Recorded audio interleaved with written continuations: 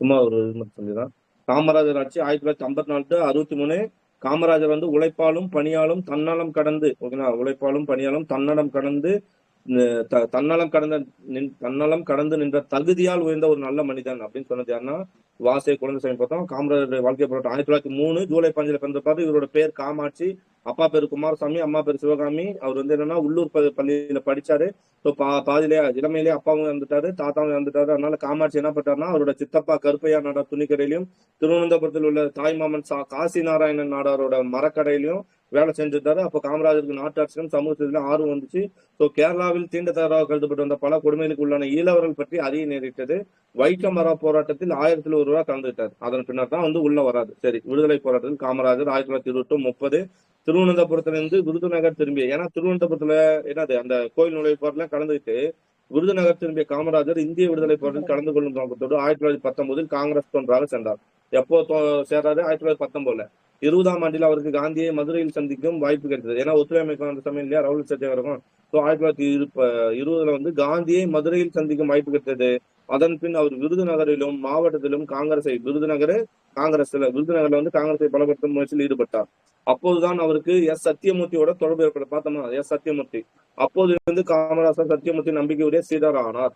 திருச்சி, மதுரை போன்ற நகரங்களில் காங்கிரஸ் கிளைகள் துவக்கினார். திருச்சியிலும் மதுரையிலும் காங்கிரஸோட கிளைகளை துவக்கினார். காங்கிரஸ் தொண்டர்களுக்கு பயிற்சி அளித்தார். 1920 துவக்கப்பட்ட ஒத்துழையாமை இயக்கத்தில் கலந்து கொண்டு மதுக்கடை மறியல் செய்தார். ஓகேங்களா, காமராஜர் 1920ஆம் ஆண்டு நடைபெற்ற ஒத்துழையாமை இயக்கத்துல கலந்துட்டு என்ன பண்றாரு? மதுக்கடை மறியல் ஓகேவா அப்பே பண்றார். 1922ஆம் ஆண்டில் அப்போது காங்கிரஸில் இருந்த ஈவே ராமசாமி நாயக்கர் தலைமையில் கீழ் செயல்பட்ட காங்கிரஸ் பேரவையின் செயலராக இருந்தார். ஓகேங்களா, பெரியாரோட தலைமையில் இருக்கக்கூடிய காங்கிரஸ் பேரவையோட செயலராக இருந்தார். ஓகேங்களா, யாரு? காமராஜர் 1922 பெரியாருக்கு கண்ட்ரோல்ல தலைமையின் கீழ் செயல்பட்ட காங்கிரஸ் பேரவையோட செயலராக இருந்தார். அப்பேரவையின் மாநில காங்கிரஸ் உறுப்பினராக தேர்ந்தெடுப்பவர். காங்கிரஸ் மாநிலத்துல காங்கிரஸ் இதுல வந்து ஒரு உறுப்பினராக தேர்ந்தெடுப்பவர், மாநில காங்கிரஸ் உறுப்பினராக. மக்களுக்கு நன்கு அறிமுகமான காமராஜர் விருதுநகர் நகராட்சி உறுப்பினராக தேர்ந்தெடுக்கப்பட்டார். 1922 விருதுநகர் நகராட்சி உறுப்பினராகவும் தேர்ந்தெடுக்கப்பட்டார். ஓகேங்களா, அப்போ கதவு அப்போ வெளியே போ டிஸ்டர்ப் லைவ்ல போ. 1922ஆம் ஆண்டு தேர்ந்தெடுக்கப்பட்டார். நகராட்சி உறுப்பினராக தேர்ந்தெடுக்கப்பட்டார். மாவட்ட காங்கிரஸ் சிறப்பு கூட்டத்துக்கு ஏற்பாடு செய்து அதில் உயர் மாவட்ட தலைவர்களை அழைத்து பேச பங்கேற்க செய்தார். 1924 காமராஜர் சத்தியமூர்த்தியுடன் சேர்ந்து நீ வந்துட்டியா? அண்ணனுக்கு அறிவு இல்லை, உனக்கு அறிவு இல்லை. ராஜாஜி வந்து நகர்மன்ற உறுப்பினர் வந்து 1911 சார். 1911 1911 வந்து சென்னை நகர்மன்ற உறுப்பினராக இருந்திருப்பாரு. அதே சமயத்துல 1919 சென்னை நகராட்சி தலைவராக இருப்பாரு. அதான பார்த்தோம். அதே சமயத்துல தான் பெரியார் ஆனான்னு பார்த்தோம். காமராஜர் வந்து நகராட்சி உறுப்பினர் ஆனது எப்ப அப்படின்றதுனா 1922 சேலம் நகர்மன்ற உறுப்பினர் சார். சேலம் நகர்மன்ற உறுப்பினர் 1911 இருப்பாரு. அதேதான் சேலம் ராஜாஜினா சேலம் 1911. அது உறுப்பினரானது 11. ஓகேங்களா, 17 to 19 1917 to 19 2 ஆண்டு காலம் என்னவா இருந்திருப்பாருன்னா தலைவராகவும் இருந்திருப்பான்னு பார்ப்போம் சேலத்துக்கு. ஓகேங்களா, அது ராஜாஜி. சேலம் வந்தா ராஜாஜி, ஈரோடுன்னு வந்தா பெரியாரு, விருதுநகர்னு வந்தா இவர் வந்துட்டாரு, மதுரைன்னு வந்தா வைத்தியநாத ஐயர் போயிடுறாரு, சுப்பிரமன் போறாரு, அவரு கூட தலைவரா இருந்தாரு. ஓகேங்களா, இங்க வாங்க. ஓகே, 1922 காமராஜர் நகராட்சி உறுப்பினராக தேர்ந்தெடுக்கப்பட்டார். மாவட்ட காங்கிரஸ் சிறப்பு கூட்டத்துக்கு ஏற்பாடு செய்து உயர் மட்ட தலைவர்களை அழைத்து பங்கேற்க செய்தார். 1924 காமராஜர் சத்தியமூர்த்தியுடன் சேர்ந்து விருதுநகர் மாவட்டத்தில் தேர்தல் சுற்றுப்பயணம் செய்தார். 1924 காமராஜர் யாரோட சேர்ந்து? விருதுநகர் மாவட்டத்தில் தேர்தல் சுற்றுப்பயணம் சத்தியமூர்த்தி சேர்ந்து. ஒரே சொல்லுங்க. காந்தி சீனிவாச ஐயங்காரின் விருந்தினராக இருந்தபோது காமராஜர் காந்தியை சந்தித்து ஒத்துழையாமை இயக்கத்தை முன்னின்று நடத்த அனுமதி பெற்றார். சீனிவாச ஐயங்கார் கூட வந்து காந்தி இருக்கும்போது அவரோட வீட்டுக்கு போயிருக்கும்போது இவர் வந்து காந்தியை பார்க்கறாரு. காந்தியை பார்த்து ஒத்துழையாமை இயக்கத்துக்கு முன்னின்று நடத்த அனுமதி வாங்குறாரு. மதுக்கடை மறியல் செய்தார். சைமன் குழுவை எதிர்த்து மறியல் போராட்டம் செய்தார். 1928 உப்பு அறப்படலில் கலந்து கொண்டு 2 ஆண்டுகள் சிறை தண்டனையும் காமராஜர் பெற்றார். அதான் பார்த்தோம். காமராஜர் உப்பு சத்தியாகத்துல ஈடுபட்டு எந்த சிறையில் அடைக்கப்பட்டார்னா அலிப்பூர் சிறை. நோட் பண்ணி வச்சுங்க. காங்கிரஸ் தலைவர் 1930 மதுரை வைத்தியநாதர் ஐயரும் அலிப்பூர் சிறையில் தான் அடிக்கப்படுவாங்க. அந்த இடத்துல அலிபுரம் இருக்கும், எல்லாம் ஒண்ணுதான். காங்கிரஸ் தலைவர் 1930 1930 அடிப்பூசில் நடைபெற்ற காமராஜர் 31 விடுதலை செய்யப்பட்டார். இவருக்கு விருதுநகரில் மாபெரும் வரவேற்பு வெளிப்பட்டது. அதைத் தொடர்ந்து அவர் ராமநாதபுரம் மாவட்டத்தில் இருந்து தமிழ்நாடு காங்கிரஸ் கமிட்டிக்கு தேர்ந்தெடுக்கப்பட்டார். ராமநாதபுரம் மாவட்டத்திலிருந்து 1930 ராமநாதபுரம் மாவட்டத்தில் இருந்து தமிழ்நாடு காங்கிரஸ் கமிட்டி தேர்ந்தெடுக்கப்பட்டார். காந்தி 2வது வட்டமேஜை மாநாட்டில் கலந்து கொள்ள சென்றபோது காந்தி இருவின் ஒப்பந்தத்தை மீறி சட்ட மறுப்பு போராட்டம் வீரர்கள் மீது பழி வாங்கப்பட்டது. அப்போது காமராஜர் கைது செய்யப்பட்டு திருச்சி சிறையில் அடைக்கப்பட்டு பின்னர் வேலூர் சிறைக்கு கொண்டு செல்லப்பட்டார். எப்போ காந்தி சத்தியாகிரக அந்த சட்ட மறுப்பு இயக்கத்துல கைது செய்யப்பட்டு காமராஜர் திருச்சி சிறையில் அடைக்கப்பட்டார். பின்னர் வேலூர் சிறைக்கு கொண்டு செல்லப்பட்டார். அவர் பல மீது குற்றச்சாட்டுகள் சுமத்தப்பட்டன. விடுதலையான பின் 1935 டிசம்பர் 20ஆம் தேதி காமராஜர் விருதுநகரில் காங்கிரஸ் பொன் விழாவை சிறப்பாக கொண்டாடினார். காங்கிரஸ் எப்ப தோன்றும்? 1885. 1935 எத்தனை வருஷம்? 25 வருஷம் ஆச்சு இல்லையா? 50 வருஷம் 50 வருஷம் ஆயிடுச்சு. சோ பொன் விழா கொண்டாடுறாரு. அப்போ காமராஜர் விருதுநகர் வந்தாலே காமராஜர் போட்டலாம். விடுதலையான பின் 1935 டிசம்பர் 20ஆம் தேதி காமராஜர் விருதுநகரில் காங்கிரஸ் பொன் விழாவை சிறப்பாக கொண்டாடினார். 1936 ஜவஹர்லால் நேரு தமிழ்நாட்டில் சுற்றுப்பயணம் செய்த போது 1936 ஜவஹர்லால் நேரு என்ன பண்றாரு? தமிழ்நாட்டுக்கு வந்திருக்காரு. சுற்றுப்பயணம் செய்த போது சத்தியமூர்த்தியும் காமராஜரும் உடன் சென்றார். நம்ம பார்ப்போம் இல்லையா? இவர் தான் விருதுநகர், சிவகாசி என்ன மாவட்டம் இருக்குது? விருதுநகரா? விருதுநகர் மாவட்டத்துல அப்ப அவர் என்ன சொல்லிப்பாரு சிவகாசிய? அது இந்த சமயத்தில் தான். ஓகேங்களா? சோ 1936 ஜவஹர்லால் நேரும் தமிழ்நாட்டில் சுற்றுப்பயணம் செய்தபோது சத்தியமூர்த்தியும் காமராஜரும் உடன் சென்றனர். அடுத்த ஆண்டே காமராஜர் சாத்தூர் தொகுதியிலிருந்து சென்னை சட்டப்பேரவை தேர்தலில் போட்டியின்றி தேர்ந்தெடுத்தார். அதாவது ஜவஹர்லால் நேரு கூட அவர் சுற்றுப்பயணம் சத்தியமூர்த்தி காமராஜரும் உடன் போயிருக்காங்க. அடுத்த ஆண்டே காமராஜர் சாத்தூர் தொகுதியிலிருந்து சென்னை சட்டப்பேரவை தேர்தலில் போட்டியின்றி தேர்ந்தெடுக்கப்பட்டார். ஓகேங்களா? அதுக்கு முன்னாடி 1900 ராமநாதபுரத்திலிருந்து காங்கிரஸ் தலைவரா போயிருக்காரு. அப்புறம் 1936 அடுத்த காங்கிரஸ் சாத்தூர் தொகுதியிலிருந்து சென்னை சட்டப்பேரவை தேர்தலில் போட்டியின்றி தேர்ந்தெடுக்கப்பட்டார். 1940 தமிழ்நாடு காங்கிரஸ் கமிட்டி தலைவர் தேர்தலுக்காக நம்ம இதுக்கு முன்னாடி யார் பண்ணா சத்தியமூர்த்தி இருந்திருப்பாரு. சத்தியமூர்த்தி அடுத்து அப்படியே இவர் வந்திருப்பாரு. 1940 தமிழ்நாடு காங்கிரஸ் கமிட்டி தலைவர் தேர்தல் நடைபெற்றது. அப்போது முதலமைச்சராக இருந்த ராஜாஜியின் ஆதரவோடும் ஸ்ரீ சுப்பையாவும் சத்தியமூர்த்தியின் ஆதரவோடும் காமராஜரும் போட்டியிட்டனர். அதாவது முதலமைச்சராக இருந்த ராஜாஜியோட சப்போர்ட்டால யார் போட்டியிடா? சிபி சுப்பையா. சத்தியமூர்த்தியோட ஆதரவோட யாரு? காமராஜர் 3 வாக்கு வித்தியாசத்தில் வெற்றி பெற்றார். அவர் அப்பதவியில் தொடர்ந்து 16 ஆண்டுகள் நீடித்தார். அதான் 1940 1956 வரையும் யாருமே இவர் தான். 16 புக்ல இந்த டேட்டா இருக்கும். 1956 வரையும் 16 ஆண்டுகள் நீடித்தார். சத்தியமூர்த்தி காங்கிரஸ் செயலர் ஆனார். ஓகேவா? நோட் பண்ணுங்க. யாருக்கு போட்டி? சுப்பையாவுக்கு யாரு ரெக்கமெண்ட்? ராஜாஜி முதலமைச்சர். இந்த பக்கம் சத்தியமூர்த்தி காமராஜர் ஆதரவு. யாரு ஜெயிச்சா அப்படின்னு பார்த்தோம்னா இவர் தான் ஜெயிக்கிறார். 1940 நடந்த காங்கிரஸ் கமிட்டி தலைவர் தேர்தலுக்கு 16 வருஷம் தொடர்ந்து தலைவராக யார் இருந்திருக்காருன்னா காமராஜர் இருந்துக்கிறார். ஓகேங்களா? அதனாலதான் நான் சொன்னேன் இல்லையா? அதனாலதான் 1946 டி பிரகாசம் யாரால முதலமைச்சர் ஆனாரு? காமராஜர். 1946 47 ஓமந்தூர் யாரால ஆனாரு? காமராஜரால. 1949 குமாரசாமி ராஜா யாரால ஆனாரு? இவராலதான். ஓகேவா? அதே மாதிரி ராஜாஜி பதவி இது பண்ணதுக்கும் காமராஜரோட செல்வாக்கு தான் காரணம். சரி, தமிழ் புக் ஓல்டு புக் இருக்குல்ல சார்? ஆமா. அதுல தமிழ்நாடு காங்கிரஸ் கமிட்டி தலைவரா காமராஜர் 12 ஆண்டுகள் இருந்தாருன்னு தான் இருந்திருக்கு. 12 ஆண்டுகளுக்கு தான் 12 ஆண்டுகள் தான் இருந்திருப்பாரு. Okay okay. தமிழ் புக் விட்டுருங்க. ஏன்னா இது எடுக்கும்போது ஃபுல்லா தமிழ் கேட்க போறது இல்ல. நம்ம தமிழ் புக் இப்ப காமராஜர் தமிழ் சிலபஸ் இல்ல. இந்த டேட்டாவை மைண்ட்ல வச்சுங்க. ஆப்ஷனை பொறுத்து ஆன்சரை மாத்திடலாம். சரிங்களா? எனக்கு தெரிஞ்சு ஏன்னா அதை எடுக்க போறது இல்ல. இனிமே ரெஃபரன்ஸ் புக் எல்லாம் நம்ம இதுல படிக்கிற சோசியல் புக்ல படிக்கிற டேட்டா எடுத்துங்க. இவர் இதே கூட்டம் அப்படியே வந்துச்சுன்னா அப்படியே போட்டலாம். அவ்வளவுதான்.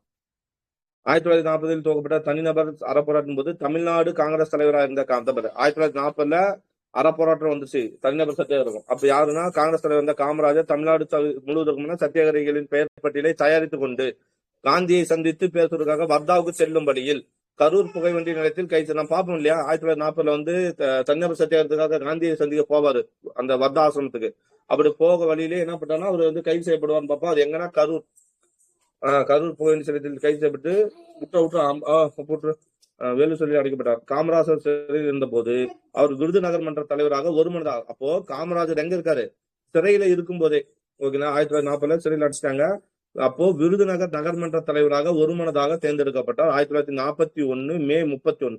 அப்போ 1941 மே 31 தான் என்ன பண்றாங்க? காமராஜர் நகர்மன்ற தலைவராக உருவாக்குறாரு. ஓகேவா? ஓகே. காமராஜர் விடுதலையானவுடன் காமராஜர் மரியாதை நிமித்தம் நகர கட்சி தலைவராக பொறுப்பேற்று மரியாதை நிமித்தமாக ஓகேங்களா, நகர கட்சி தலைவராக பொறுப்பேற்று விரைவில் என்ன பண்றாருன்னா கட்சி பணிக்காக பதவி விலகிட்டார். ஓகேவா, ஓகே. அடுத்தது முட்டு அப்போ உள்ள பண்ணி ஆயிட்ட போயிட்டு ஓகே. கதை பெற்று பொறுப்பேற்று விரைவிலே கட்சி பதவியாக விரைவிலினார். சிறைவாசம் அப்போ தண்ணீர் ஊற்றும் பாப்பா முட்டு போய் வெளியே விளையாடுங்க போங்க 2 பேரும். யாரு? சரி சரி சரி சரி. அப்போ பாப்பா கூட்டு போ.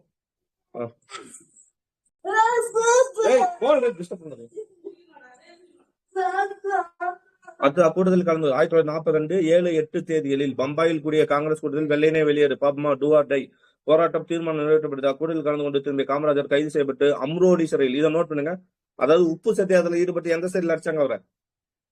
உப்பு சிறையில் ஈடுபட்டு வேலூர் சிறையில் அலிப்பூர் சிறையில் அடிச்சாங்க. அதுக்கப்புறம் இந்த கரூர் புக வேண்டியதுல இது பண்ணி தான் அவர் எங்க அடிச்சாங்க அப்படின்னு பார்த்தோம்னா கைது செய்யப்பட்டு வேலூர் சிறையில, அதாவது தனிநபர் சத்தியார் 1940 கைது செஞ்சாங்க. அப்ப வந்து வேலூர் சிறையில் அடிக்கிறாங்க. அதுக்கப்புறம் வெள்ளையனே வெளியேறு இயக்கத்துல வந்து எங்க அடிக்கிறாங்கன்னா அம்ரோலி சிறை, அம்ரோலி சிறையில் அடிக்கப்பட்டு பின்னர் வேலூர் சிறைக்கு மாற்றப்பட்டார். 3 ஆண்டுகால சிறைவாசத்துக்கு 42 வந்து 3 வருஷம் 1945 ஜூன் 30 காமராஜர் சிறையிருந்த போது அவர் அரசியல் ஆசான் சத்தியமூர்த்தி காலமானார். இவர் ஜெயில இருக்கும்போதே 42 அடிச்சிட்டாங்க. 45 ஜூன் 30 தான் வெளியே வராரு. அதுக்குள்ள 1943 யார் இறந்துட்டா? சத்தியமூர்த்தி இறந்துட்டாரு. காலத்தை செய்த உதவி 1945 ஜூலை மாதம் சிறையிலிருந்து திரும்பிய காமராஜர் கட்சி பணியில் கருத்தூன்றி செயல்பட்டார். 1940 நடைபெற்ற பொது தேர்தலில் தமிழ்நாட்டில் 205 இடங்களில் 165 இடங்களை காங்கிரஸ் கைப்பற்றது. 1946 நம்ம பார்த்தோம் 205 இடத்துல வந்து 165 இடத்துல கைப்பற்றது. காமராஜர் சாத்தூர் தொகுதியிலிருந்து சட்டப்பேரவைக்கு போட்டியின்றி தேர்ந்தெடுக்கப்பட்டார். நோட் பண்ணுங்க, எந்த தொகுதி? சாத்தூர் தொகுதி. போட்டியின்றி தேர்ந்தெடுக்கப்பட்டார். காமராஜரின் ஆதரவோடு டி பிரகாசம், நான் சொன்னேன் காமராஜர் ஆதரவோடு தான் டி பிரகாசம், ஓமந்தூர் ராமசாமி, குமாரசாமி ராஜா ஆகியோர் முறையே சென்னை முதலமைச்சர் 44 52 வரையும். அதன் காரணமாகவே இவர் என்னன்னு சொல்றோம்? ஆட்சியாளர்களை உருவாக்குவர் என்று சொல்றோம், கிங் மேக்கர். முதலமைச்சர் 1952 ராஜாஜி தமிழ்நாட்டு முதலமைச்சர். ராஜாஜி பதவி விலகிய பின் 1954 காமராஜர் மீண்டும் மாநில காங்கிரஸ் தலைவரானார். காமராஜர் மீண்டும் ஒருவேளை இதுதான் சேர்த்து சொல்லிப்பாங்க. 1954 ஏப்ரல் 13ஆம் தேதி 1954 ஏப்ரல் 13ஆம் தேதி காமராஜர் தமிழ்நாட்டு முதலமைச்சர் அவரு பதவி விலகிட்டாரு. 9 ஆண்டு காலம் முதலமைச்சர் பொறுப்பிருந்த காமராஜர் 54 to 63 நேருவின் விருப்பத்திற்கு ஏற்ப முதலமைச்சர் பதவியிலிருந்து விலகி, நேரு சொல்லுவார் இல்லையா என்ன திட்டம்? 1963 அதான் வந்து கே திட்டம் சொல்லுவாங்க. ஆமா, நேருவின் விருப்பத்திற்கு முதலமைச்சர் பதவியிலிருந்து விலகி அகில இந்திய காங்கிரஸ் தலைவர் ஆயிட்டாரு. முதலமைச்சர் பதவி விட்டுட்டு எங்க போயிட்டாரு? அகில இந்திய காங்கிரஸ் தலைவர் 1963 ஆயிட்டாரு. 1963 இருந்து 75 வரை காமராஜர் மத்தியிலும் மாநிலத்திலுமே பல ஏற்ற இறக்கங்களை சந்தித்தார். 63 இருந்து 75 வரையும் ஓகேனா, ஏன்னா 75ல இறந்துறாரு இல்லையா, 75 வரையும் காங்கிரஸ் மத்தியிலும் மாநிலத்திலும் பல ஏற்றங்களை சந்தித்தார். 1969 வரை காமராஜர் மத்தியிலும் மாநிலத்திலும் 69 காங்கிரஸ் பிளவுபட்ட 1969 என்னன்னா காங்கிரஸ் பிளவுபட்டவுடன் காமராஜர் அமைப்பு காங்கிரஸ் என்ற தனி கட்சி ஆரம்பித்து அதன் தலைவராக இருந்தார். நோட் பண்ணுங்க, நம்ம பார்த்தோம் இல்லையா 1969 வந்து என்ன ஆச்சுன்னா 67 என்ன ஆச்சு அப்படின்னு பார்த்தோம்னா 1967 வந்து திமுக ஜெயிச்சிரும். யாரு? சுதந்திரா கட்சி பிளஸ் வந்து கம்யூனிஸ்ட் கூட்டணி, பார்வர்டு பிளாக் கட்சி, இந்த 3 கூட்டணி சேர்ந்து திமுக கட்சி வெற்றி பெறும் நான் பார்த்தோம்ல 67. அதுக்கப்புறம் என்ன பண்ணுவார்னா, அதுக்கப்புறம் அண்ணாவுக்கு அடுத்து முதலமைச்சர் ஆனது யாரு? கருணாநிதி. என்ன பண்ணுவாரு? மது தளர்ப்பு கொள்கையை பண்ணாரு, மது வந்து தளர்வுபடுத்தினாரு அப்படின்னு சொன்னனால ராஜாஜி என்ன பண்ணாரு? இவங்களுக்கு சப்போர்ட் பண்ணது தப்பாயிடுச்சு அப்படின்னு சொல்லிட்டு மீண்டும் யாரோட கூட்டணி வைப்பாரு? சுந்தரா கட்சி. அந்த இடத்துல காங்கிரஸ்ல இருந்து வெளியே வந்த அமைப்பு காங்கிரஸ் ஒரு அமைப்போட கூட்டணி வைப்பாரு நான் பார்த்தோம். கூட்டணி வச்சு யாருக்கு எதிராக? இந்திரா காந்திக்கு எதிராக போட்டியிட்டு படு தோல்வி அடிச்சுன்னு ஒரு பாயிண்ட் படிக்கும் அந்த இடத்துல. அப்போ பிளவு காங்கிரசுடன் காங்கிரஸ் அப்போ 1969 காங்கிரஸ் பிளவுபட்டவுடன், அப்ப அதுதான் 69 தான் பிளவுபடுது. அந்த பிளவுபட்டவுடன் காமராஜர் அமைப்பு வந்து என்னது? அமைப்பு காங்கிரஸ் தனி கட்சி ஆரம்பித்து அதன் தலைவராக இருந்தார். ஓகே, அப்போ அமைப்பு காங்கிரஸ் யாரு? காமராஜர் தான் உருவாக்கி இருக்காரு, அதோட தலைவராக இருந்துக்கிறாரு. 1975 அக்டோபர் 2ஆம் தேதி உறக்கத்திலே உயிர் நீத்தார். மகாத்மா காந்தி பர்த்டேல என்ன பண்றா இருந்தாச்சு.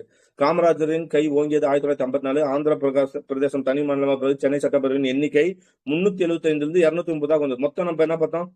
375 பார்த்தோம். அதுல தானே 152 வந்து காங்கிரஸ் ஜெயிச்சிருக்கும். ஞாபகம் இருக்கா?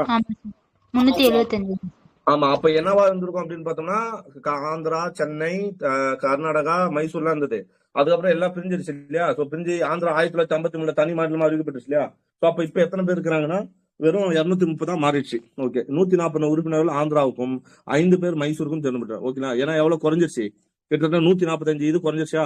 145ல 140 பேர் எங்க போயிட்டாங்க? ஆந்திராவுக்கும் 5 பேர் மைசூருக்கும் சென்றுள்ளனர். இதன் காரணமாக தமிழ்நாடு காங்கிரஸ் தலைவர் காமராஜரின் கரம் ஓங்கியது. சட்டப்பேரவை காங்கிரஸ் தலைவர் தேர்வுக்காக காமராஜரும் சி சுப்பிரமணியரும் போட்டியினர். யார் யாரு? சட்டப்பேரவை காங்கிரஸ் தலைவருக்கு. ஓகே, அப்ப காமராஜரும் சி சுப்பிரமணியம் போட்டியினர். ராஜாஜி சுப்பிரமணியத்தை ஆதரிக்க வரதராஜுலு நாயுடு யாரா இருக்கிறார்? காமராஜர் பக்கம் இருந்தார். பெரியார் காமராஜருக்கு உறுதுணையாக, முக்கியமான சொன்னா பெரியார் காமராஜர் உறுதுணையாக இருப்பதாக உறுதியளித்தார். சி சுப்பிரமணியம் 41 வாக்குகளை பெற காமராஜர் எவ்வளவு வாக்கு? 93 வாக்குகளை பெற்று வெற்றி வாகை சூடினார். ஓகேங்களா? இது எப்போ? 1954. சரிங்களா? 1954 ஏப்ரல் 13ஆம் தேதி காமராஜர் தமிழ்நாடு முதலமைச்சர். புரிஞ்சுங்களா? அப்ப யார் யாருக்கு போட்டி நடக்குது? ஏன்னா ராஜாஜி தான் என்ன ஆயிட்டாரு? ராஜாஜி முதலமைச்சர் வந்த ராஜாஜி பதவி விலகிட்டார் இல்லையா? அப்போ புது ஆள் வரணும்ல. அப்போ ராஜாஜியோட வலது கை யாரு? சுப்பிரமணியம். பி சுப்பிரமணியத்துக்கும் காமராஜருக்கும் போட்டி. யார் ஜெயிக்கிறாங்கன்னா காமராஜர். எவ்வளவு வாக்கு வித்தியாசம்னா 93 இடத்துல 93 வாக்கு பெறாரு. 16 அவரு 41 93. 1984 ஏப்ரல் 13 தேதி காமராஜர் தமிழ்நாடு முதலமைச்சரான சில மாதங்களில் குடியாத்தம் இடைத்தேர்தலில் போட்டியிட்டு வெற்றி பெற்றார். நோட் பண்ணுங்க. ஓகேனா? ஏன்னா அப்ப 1954 தேர்தல் நடந்துச்சா இல்ல ஒரு ராஜாஜி பதவி விலகினால இவர் முதலமைச்சர் ஆனாரா? ராஜாஜி பதவி விலகினால தானே இவர் முதலமைச்சர் ஆயிட்டாரு. ஒருத்தர் யார் வேணாலும் முதலமைச்சர் ஆகலாம். ஆனால் அவர் என்ன பண்ணணும்? 6 மாதத்துக்குள்ள ஒரு தேர்தல்ல இடைத்தேர்தல போட்டுட்டு ஜெயிக்கணும்ல. ஆமாவா இல்லையா? அப்படிதான் அப்போ ராஜாஜி முதலமைச்சரான சில மாதங்களில் குடியாத்தம் இடைத்தேர்தலில் போட்டியிட்டு வெற்றி பெற்றார். நோட் பண்ணுங்க. எங்க? குடியாத்தம். இங்க. ஓகேவா? முதலமைச்சர் சில மாதங்களில் குடியாத்தம் இடைத்தேர்தலில் போட்டிட்டு வெற்றி பெற்றார். 1954 ஆகஸ்ட் 4. Previous question. ஓகேங்களா? Previous question. சோ உங்களுக்கான கேள்வி புரியுதான்னு பாருங்க. தமிழ்நாட்டுல சட்ட மேலவை உறுப்பினராக நியமனம் செய்யப்பட்ட ஒரு உறுப்பினராக முதலமைச்சரானவர்ல யாரை பார்த்தோம்? ஒரே ஒரு ஆள் தான் இதுவரையும் பார்த்திருக்கோம். யாரு? ராஜாஜி. அப்படியே மைண்ட்ல வச்சுங்க. இதே மாதிரி இன்னொருத்தர் பின்னாடி பார்க்க போறோம். சரிங்களா? இப்போ இவர் ஆனா காமராஜர் இதாகி ஜெயிச்சிட்டார். முதலமைச்சரா ஜெயிச்சு குடியாத்தம் இடைத்தேர்தலில் போட்டிட்டு வெற்றி பெற்றார். 1954 ஆகஸ்ட் 4. காமராஜரின் அமைச்சரவை. ராஜாஜி பதவிக்காலம் முடியும் முன்பே பதவி விலகியதால் காமராஜர் முதலமைச்சர் பொறுப்பேற்று ராஜாஜின் அமைச்சரவை அப்படியே வைத்துக் கொண்டார். சட்டப்பேரவை காங்கிரஸ் கட்சி தலைவர் போட்டியில் காமராஜரை எதிர்த்து போட்டியிட்ட ராஜாஜி ஆதரவாளர் சி சுப்பிரமணியம் காமராஜரின் அமைச்சரவையில் இலாக்கா மாற்றத்தோடு தொடர்ந்து வைத்தார். நம்ம படிச்சிருப்போம். உங்களுக்கு ஞாபகம் இருக்கான்னு பாருங்க. காமராஜர் படம் தமிழ் புக்ல படிக்கும்போது ஓகேங்களா, அவரோட எதிர்கட்சியை கூடமே என்ன பண்ணிருப்பாருன்னா அமைச்சரவையில சேர்த்திருப்பாருன்னு ஒரு பாயிண்ட் இருக்கும். அவருக்கு எதிராக அந்த பாயிண்ட் அது. சட்டப்பேரவை காங்கிரஸ் கட்சி தலைவர் போட்டியில் காமராஜரை எதிர்த்து போட்டியிட்ட ராஜாஜி ஆதரவாளர் யாரு? சி சுப்பிரமணியம். ராஜாஜி ஆட்சியா இருக்கும்போது முதலமைச்சராக இருக்கும்போது அவர் கண்டிப்பா யார அமைச்சர் பதவியில உட்கார வச்சிருப்பாரு? சுப்பிரமணியத்தை அமைச்சராக இருக்காரு. ஆனா அவர் பதவி விலகிட்ட பின்னாடி சி சுப்பிரமணியக்கும் யாருக்கும் போட்டி? காமராஜருக்கும் போட்டி. காமராஜர் முதலமைச்சர். அப்போ இந்த இடத்துல காமராஜர் சி சுப்பிரமணியத்துல என்ன பண்ணணும்? விலகி இருக்கணும். அதாவது வேற ஒரு தலைவரா இருந்தா என்ன பண்ணிருப்பாங்க? நீ உனக்கு அமைச்சர் பதவி கிடையாது அப்படின்னு சொல்லி பண்ணிருப்பாரு. ஆனா காமராஜர் என்ன பண்ணாரு? அதை அப்படியே நீடிச்சாரு. ஓகேனா? அமைச்சரவையில் இலாக்கா மாற்றத்தோடு தொடர்ந்து நீடித்தார். ஓகே. பின்னர் கேரளாவும் கர்நாடகாவும் மாற்றி அமைக்கப்பட்ட பின் அமைச்சரவையின் எண்ணிக்கை 8ஆக குறைந்தது. காமராஜரின் அமைச்சரவை கச்சிதமான அமைச்சரவையாக கருதப்பட்டது. ஓகேனா? காமராஜரின் அமைச்சரவை என்னாச்சு? கச்சிதமான. ஏன்னா அதுக்கப்புறம் கேரளாவும் போயிடுச்சு, கர்நாடகாவும் மாற்றிடுச்சு. சோ அமைச்சரவையின் எண்ணிக்கை வெறும் 8ஆ தான் இருந்துச்சு. காமராஜர் அமைச்சரவை கச்சிதமான அமைச்சரவையா கருதப்பட்டது. ஓகே. காங்கிரஸ் கோப்பைக்குள் கொந்தளிப்பு. காங்கிரஸ் முதலமைச்சர் பொறுப்பேற்றவுடன் அவர் முதலமைச்சர் அவருக்கு உறுதுணையாக இருந்தவர்கள் அமைச்சரவையில் இடம் கிடைக்கும் என்று எதிர்பார்த்தனர். ஆனால் காமராஜர் ராஜாஜின் அமைச்சரவை பெரிய மாற்றம் எதுவுமின்றி அப்படியே தக்க வைத்துக் கொண்டதால் அவர்கள் பெரிதும் ஏமாற்றம் அடைந்தனர். டி.ஜி. கிருஷ்ணமூர்த்தி, கோசல்ராம், மாரிசாமி ஆகியோரும் அவர்களது ஆதரவாளர்களும் ஒரு கோஷ்டியாக சேர்ந்து கொண்டு காமராஜரின் பெயரை கூறிக்கொண்டு அமைச்சரவைக்கு வெளியே அமைச்சர்களை போல் நடந்து கொண்டனர். யார் யாரு? டி.ஜி. கிருஷ்ணமூர்த்தி, கோசல்ராம், மாரிசாமி இவங்க எல்லாம் ஆதரவோடு ஒரு கோஷ்டியாக சேர்ந்து கொண்டு என்ன பண்றாங்கன்னா காமராஜரோட பெயரை கொண்டு அமைச்சரவைக்கு வெளியே அமைச்சர்களை போல நடந்து கொண்டனர். V K. Palaniswami Gounder, V K. Ramasamy Mudaliar, L. Ramasamy Naidu, Jayaram Reddiar போன்றோர் தங்களது அதிருப்தியை வெளிப்படையா சொல்லிக்கிட்டாங்க. ஓகேனா? வெளிப்படையா கூறியிருந்தனர். குறிப்பாக எஸ். ராமசாமி நாயுடு காமராஜர் ஆட்சியை கவிழ்க்கும் நிலைக்கு சென்று விட்டதாக குறிப்பிட்டுள்ளார். சி சுப்பிரமணியமே சொல்றாரு. காமராஜரோட ஆட்சியை என்ன பண்றாரு? எஸ். ராமசாமி நாயுடுன்றவரு கவிழ்க்க கொண்டு போயிட்டாரு அப்படின்ட்டு. இறுதியில் இவரது எதிர்ப்பு கோப்பைக்குள் இருந்த கொந்தளிப்பு போல் அடங்கிவிட்டது. அது அடங்கிடுச்சு. ஒரு கோப்பை உள்ள கொந்தளிப்புன்னா ஒரு முறை குலுங்கி அடங்கிடும். அவ்வளவுதான். குடியாத்தம் பற்றி காமராஜர் முதலமைச்சரான போது அவர் நாடாளுமன்ற உறுப்பினராக இருந்தார். நோட் பண்ணுங்க இது. காமராஜர் முதலமைச்சராக போது அவர் என்ன உறுப்பினராக இருந்துகிறாரு? நாடாளுமன்ற உறுப்பினராக இருந்திருக்காரு. ஓகேனா?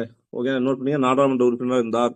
ராஜாஜி போன்று என்னவா இல்ல மேலவை வழியாக செல்ல மறுத்து குடியாத்தம் இடைத்தேர்தலில் நேரடியாகவே போட்டி போறான்னு சொல்றாங்க. அப்ப காமராஜருக்கும் இவருக்கும் வித்தியாசம் புரியுதா? ராஜாஜி என்ன பண்ணாரு? ராஜாஜி வந்து பயந்துகிட்டாருன்னா நான் ஒரு ஆளுநரா இருந்தேன், நான் எப்படி போய் போட்டியில தேர்ந்தெடுக்குன்னு சொல்றாரு. இவர் என்ன பண்றாருன்னா டேரக்டாவே நான் என்ன பண்றேன், நான் வந்து ராஜாஜி மாதிரி கிடையாது, நான் போய் போட்டியில இடைத்தேர்தல நிக்கிறேன்னு சொல்லி குடியாத்தம் இடைத்தேர்தல போட்டியிடுறார். தேர்தலில் பெரியாரும் அண்ணாதுரையும் காமராஜருக்கு ஆதரவாக பிரச்சாரம் செய்யணும். யார் யாரு? பெரியாரும் அண்ணாதுரையும். ஏன்னா அண்ணாதுரை அப்ப என்ன பண்ணல, திமுக கட்சி தேர்தல போட்டியிடல, கரெக்டா? கட்சி ஆரம்பிச்சிட்டாரு, ஆனா போட்டி இல்ல. சோ தேர்தல் பெரியாரும் அண்ணாதுரையும் காமராஜ் பிரச்சாரம் செய்தனர். கம்யூனிஸ்ட் சார்பாக கே கோதண்டராமன். நல்லா பாருங்க, பெரியாரும் காங்கிரஸுக்கு எதிரி, ஓகேவா? அண்ணாவும் காங்கிரஸ் எதிரி. ஆனா இவங்க ரெண்டு பேரும் யாருக்கு இது பண்ணிருக்காங்க பாருங்க, காமராஜ். இதுதான் அன்னைக்கான அரசியல். அதாவது கட்சி ரீதியா இதா இருந்தாலும் சரியா இருக்காங்க அப்படின்னா அவங்களுக்கு ஆதரவு பண்ணிருக்காங்க. பெரியார்லாம் பாருங்க எவ்வளவு கிரேட்னு, ஓகே? இதோ 1954 அவர் வெற்றி பெற்றதப்போ என்ன ரமேஷ்? புரியல. காமராஜர் வந்து விருதுநகர் நாடாளுமன்ற தொகுதியில வந்து ஜெயிச்சிருக்காரு. ஆமா ஆமா, அதான் நாடாளுமன்ற தொகுதினா விருதுநகர் தான். அவரு விருதுநகர்ல தான் அப்படி தான் இருப்பாரு, அங்க ஜெயிச்சிட்டாரு. அதே மாதிரி அவர் வந்து குடியாத்துல எப்ப ஜெயிச்சாருன்னா 1954 ஆகஸ்ட் 4. நோட் பண்ணி வச்சுக்கலாம், ஓகேங்களா? சோ அதுக்கு யாரெல்லாம் கம்யூனிஸ்டுக்கான கோட்டையாக கருதப்பட்ட குடியாத்தம் தொகுதியில் காமராஜர், நல்லா வருங்க, பெரியாரும் அண்ணாதுரையும் காமராஜருக்கு ஆதரவாக பிரச்சாரம் செய்தனர். கம்யூனிஸ்ட் சார்பாக யாரு? அப்ப யாரை எதிர்த்து இவர் போட்டி பண்ணுகிறாரு? அப்ப வந்து கம்யூனிஸ்ட் கட்சி தான் எதிர்ப்பு. கம்யூனிஸ்ட் சார்பாக கே கோதண்டராமன் போட்டியிட்டார். கம்யூனிஸ்டுகளின் கோட்டையாக கருதப்பட்ட குடியாத்தம் தொகுதியில் காமராஜர் எளிதாக வெற்றி பெற்றார். நோட் பண்ணுங்க, அதாவது ஒரு பலமிக்க இடத்துல, காங்கிரஸ் பலம் இருக்கிற இடத்துல அவர் நிக்கல, கம்யூனிஸ்ட் கோட்டையா இருக்கக்கூடிய ஒரு இடத்துல போயிட்டு, எதிரியோட இடத்துல போயிட்டு என்ன பண்ணிக்கிறாரு, நிற்கிறாரு. பெரியாரும் அண்ணாவும் ஆதரவு. சோ அதுல வந்து யார் ஜெயிச்சிட்டா அப்படின்னு பார்த்தோம்னா காமராஜர் ஜெயிச்சிட்டார், ஓகேவா? சோ கெத்து தான். ஆவடி காங்கிரஸ் 1955 சத்தியமூர்த்தி நகர் 1955. 1955 ஜனவரி 21, 23 தேதிகளில் சென்னை ஆவடியில் இந்திய தேசிய காங்கிரசின் 60வது பொது மாநாடு. நோட் பண்ணீங்க, இந்திய தேசிய காங்கிரஸ். ஏன்னா 55 ஜனவரி 21, 23 தேதிகளில் சென்னை ஆவடியில் இந்திய தேசிய காங்கிரசின் 60வது பொது மாநாடு நடைபெற்றது, ஓகேவா? ஓகே, இம்மாநாட்டான 70 தானே வரணும், 55னா ஏதோ பார்க்கலாம் இருங்க. இம்மாநாட்டை நடத்தும் பொறுப்பை முதலமைச்சர் காமராஜர் மேற்கொண்டார். மாநாட்டு வளாகத்துக்கு சத்தியமூர்த்தி நகர் என்று பெறப்பட்டது, புரியுதுங்களா? அதாவது இந்திய தேசிய காங்கிரஸ் வந்து 60வது பொது மாநாட்டு எங்கன்னா சென்னையில வந்து ஆவடின்ற இடத்துல நடத்துறாங்க. அந்த ஆவடி நகருக்கு இவர் என்ன பேர் வச்சிட்டாரு? சத்தியமூர்த்தி நகர் என்று பெறப்படுது. UN தேபர் இம்மாநாட்டுக்கு தலைமை தாங்கி. நோட் பண்ணுங்க, யாரு இந்த 60வது பொது மாநாட்டு யார் தலைமை தாங்கி இருக்கா? UN தேபர். இம்மாநாட்டு தலைமை தாங்கினார். அடுத்து வந்து யுகோஸ்லாவியாவின் அதிபர் மார்ஷல் டிட்டோ அழைப்பாளராக கலந்து கொண்டார். அப்போ இந்த மாநாட்டோட தலைவர் யாரு அப்படின்னு பார்த்தோம்னா, இதை ஏற்படுத்துறது வந்து பெரிய காமராஜர். இதுக்கு மாநாட்டு தலைவர் யாரு அப்படின்னு UN தேபரு. இதுக்கு வந்து எந்த வெளிநாட்டு தலைவர் வந்து சிறப்பு விருந்தினர்? யுகோஸ்லாவியின் அதிபர் மார்ஷல் டிட்டோ சிறப்பு அழைப்பாளராக சேர்ந்து கொண்டார். சோசியலிச பணி சமுதாயம். ஆவடி காங்கிரஸ் மாநாட்டில் தன் வரலாற்று சிறப்புமிக்க சோசியலிச பாணி சமுதாயம் பற்றிய தீர்மானம் நேருவால் முன்மொழியப்பட்டு, சோசியலிசம்னாலே யார் வந்துருவார்? நேரு தானே வரணும். ஆமா, சோசியலிச பாணி சமுதாயம் பற்றிய தீர்மானம் நேருவால் முன்மொழியப்பட்டு காமராஜரால் வழிமொழியப்பட்டு ஒருமனதாக நிறைவேற்ற இந்த இதுல, ஓகே. அடுத்து வந்து சோசியலிச பாணி சமுதாய கொள்கையின் முக்கிய அம்சங்கள். 1, பிரதான பொன் உற்பத்தி சாதனங்கள் சமுதாயத்துக்கு சொந்தமாக அல்லது அதன் கட்டுப்பாட்டுக்குள் இருக்கும். பிரதான பொன் உற்பத்தி சாதனங்கள் வந்து சமுதாயத்துக்கு கட்டுப்பட்டு இருக்கணும். பொருள் உற்பத்தி படிப்படியாக துரிதப்பட்டு அதிகரிக்கப்படும். தேசிய சொத்தும் செல்வமும் மக்களிடையே சமமாக பகிர்ந்தளிக்கப்படும். ஏன்னா சோசியலிச கருத்துக்கள் எல்லாமே. 4, தனியார் லாபத்தை விட சமுதாய பலனை மேல் என்பது இக்கொள்கையில் கருப்பொருளாக இருக்கும். சுருங்க கூறின் ஜனநாயக சமதர்ம சமுதாயமே நேருவோட இது அதானே, ஜனநாயக சமதர்ம சமுதாயமே சோசியலிச பாணி சமுதாய கொள்கையின் சாரமாகும். ஆவடி காங்கிரஸ் மூலம் காமராஜர் தேச தலைவர் நிலைக்கு உயர்ந்தார், ஓகேங்களா? சோ ஆவடி காங்கிரஸ் மூலம் என்ன ஆச்சு, அவர் வந்து தேச தலைவர் மூலம் உயர்ந்தார். ஆவடி காங்கிரஸில் காமராஜரின் செயல்திறனையும் அவருக்கு பின் நின்ற மக்கள் சக்தியும் நன்கு வெளிவிட்டன. சோ ஆவடி காங்கிரஸ் தான் காமராஜருக்கு ஒரு தேச தலைவர் என்ற அந்தஸ்தா வாங்கி கொடுத்திருக்கு. காமராஜின் செயல்திறனையும் அவருக்கு பின் நின்ற மக்கள் தொகுதியும் நன்கு வெளிப்படுத்தின. இதெல்லாம் எப்போ 1955 நடந்த ஆவடி காங்கிரஸ், சரிங்களா? 60வது மாநாடுன்னு சொல்றாங்க, ஓகே. நெக்ஸ்ட், வெளிப்படுத்தின என்று கூறுகிறார். காமராஜரின் வாழ்க்கை வரலாற்றை பற்றி ஆராய்ச்சி செய்த டாக்டர் MS முத்துசாமி. யார் சொல்றாரு? ஆவடி காங்கிரஸ் தான் காமராஜின் செயல்திறனையும் அவருக்கு பின் நின்ற மக்கள் சக்தியும் நன்கு வெளிப்படுத்தினு சொன்னது யாரு? காமராஜரோட சுயசரிதை எழுதிவர் யாரு? Doctor MS Muthusamy. இருக்கீங்களா? கேக்குதா? கேக்குதுங்க சார். கொடி கொளுத்தும் போராட்டம் 1955 ஆகஸ்ட் மாசம் 1 தேதி இந்தி திணிப்பை எதிர்த்து 1955 ஆகஸ்ட் மாசம் 1 தேதி ஆகஸ்ட் 1 இந்தி திணிப்பை எதிர்த்து தமிழ்நாடெங்கும் இந்திய தேசிய கொடியை எதிர்த்து போராட்டம் நடத்த போவதாக அறிவித்தார் ஈவேரா. 1955 ஜூலை 17 என்ன பண்ணிக்கிறது, ஈவேரா வந்து என்ன பண்றாருன்னா எல்லா இந்திய தேசிய கொடியும் எதிர்த்து போராட்டம் பண்றான்னு சொல்லிட்டு இருக்கிறார் 1955. ஓகே, ஜூலை 17 சொல்லிட்டாரு. 55 1 தேதியை வந்து அந்த டேட்டா பிக்ஸ் பண்ணிருக்காங்க. அந்த அறிவிப்பு பலரையும் அதிர்ச்சியடைய செய்தது. காமராஜர் தன்னிலை விளக்கம் அளித்தார். இந்திய அரசாங்க மொழியாக இருக்குமே என்று நாட்டின் எந்த பகுதியின் மீதும் அம்மொழி கட்டாயமாக திணிக்கப்படாது. தமிழ் மொழி எவ்விதத்திலும் பாதிக்காமல் மாநில அரசு பார்த்து கொள்ளும். எனவே பெரியார் அவர் அறிவித்த போராட்டத்தை கைவிட வேண்டும். காமராஜர் கொடுத்த உறுதிமொழியை ஏற்று பெரியார் என்ன பண்றாரு, போராட்டத்தை விலக்கி கொண்டார். தமிழ்நாடு மற்றொரு போராட்டம் வந்து தப்பிச்சுது. இல்லைன்னா ஞாபகம் வச்சுங்க, பெரியார் என்ன பண்ணிட்டாரா, இந்திய தேசிய கொடியை வந்து கொளுத்தணும்னு சொல்லி ஒரு போராட்டம் ஆரம்பிச்சுக்கிறாரு. காமராஜர் என்ன பண்ணிட்டாரு, எப்ப பெரியாரே கொஞ்ச நேரம் நீங்க அமைதியா இருங்க, நான் வந்து என்ன பண்ண மாட்டேன், மத்திய அரசே சட்டம் போட்டாலும் நான் அதை பண்ண விட மாட்டேன் அப்படின்னு காமராஜர் இருந்தனால இது ஆயிட்டு இருக்குது. இதுவே இந்த இடத்துல ராஜாஜி இருந்தா என்ன பண்ணிருப்பாரு, பெரியாரு ஃபர்ஸ்ட் நான் கொடியை கொளுத்த மாட்டேன்னா உன் வேஷ்டியை கொளுத்தன்னு சொல்லிட்டு பெரியார் போயிருப்பாரு. அந்த அளவுக்கு போயிருக்கும். காமராஜர்னால அதை கரெக்டா பண்ணிடுவாரு அப்படின்னு சொல்லி நிறுத்திட்டாரு. அப்ப கொடி கொளுத்தும் போராட்டம் எப்போ, அது நடக்கல. பட் எப்போ வரப்போனா 1955 ஆகஸ்ட் 1 நடக்க போதா பெரியார் அறிவிச்சிட்டாரு. ஜூலை 17 சொல்லிட்டாரு. அந்த டேட் வந்து ஆகஸ்ட் 1. சரி, தட்சிண பிரதேசம் திட்டம், இது அடிக்கடி நம்ம கேட்பாங்க. மாற்று திட்டம் 1950களில் வழி மாநில கோரிக்கை இந்திய அரசியலை ஆக்கிரமித்துக் கொண்டது. அதான் மொழி வழி மாநிலம். ஓகே, இந்திய பிரிவினைக்கும் பிறகு தேச ஒற்றுமையை ஏற்படுத்தி பிரதமர் நேரு குறியாக இருந்தார். இந்திய பிரிவினைக்கு பிறகு தேச ஒற்றுமையை என்ன பண்ணும், இது பண்ணணும்னு சொல்லி நேரு குறியாக இருந்தார்.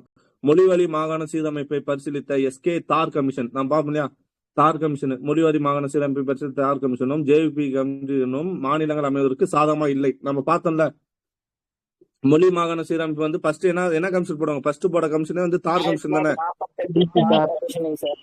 தார் கமிஷன். ரெண்டாவது வந்து 48 வந்து ஜேவிபி கமிஷன். இது ரெண்டுத்தையும் என்ன பண்ணிட்டாங்கன்னா மொழி வாழினம் அமைவதற்கு சாதகமா இல்லைன்னு சொல்லிட்டாங்க. மொழி அடிப்படையில் ஆந்திர பிரதேசம் அமைப்பது 1953 அக்டோபர் மாசம் தனி மாநில கோரிக்கை அதிகரித்து விட்டது.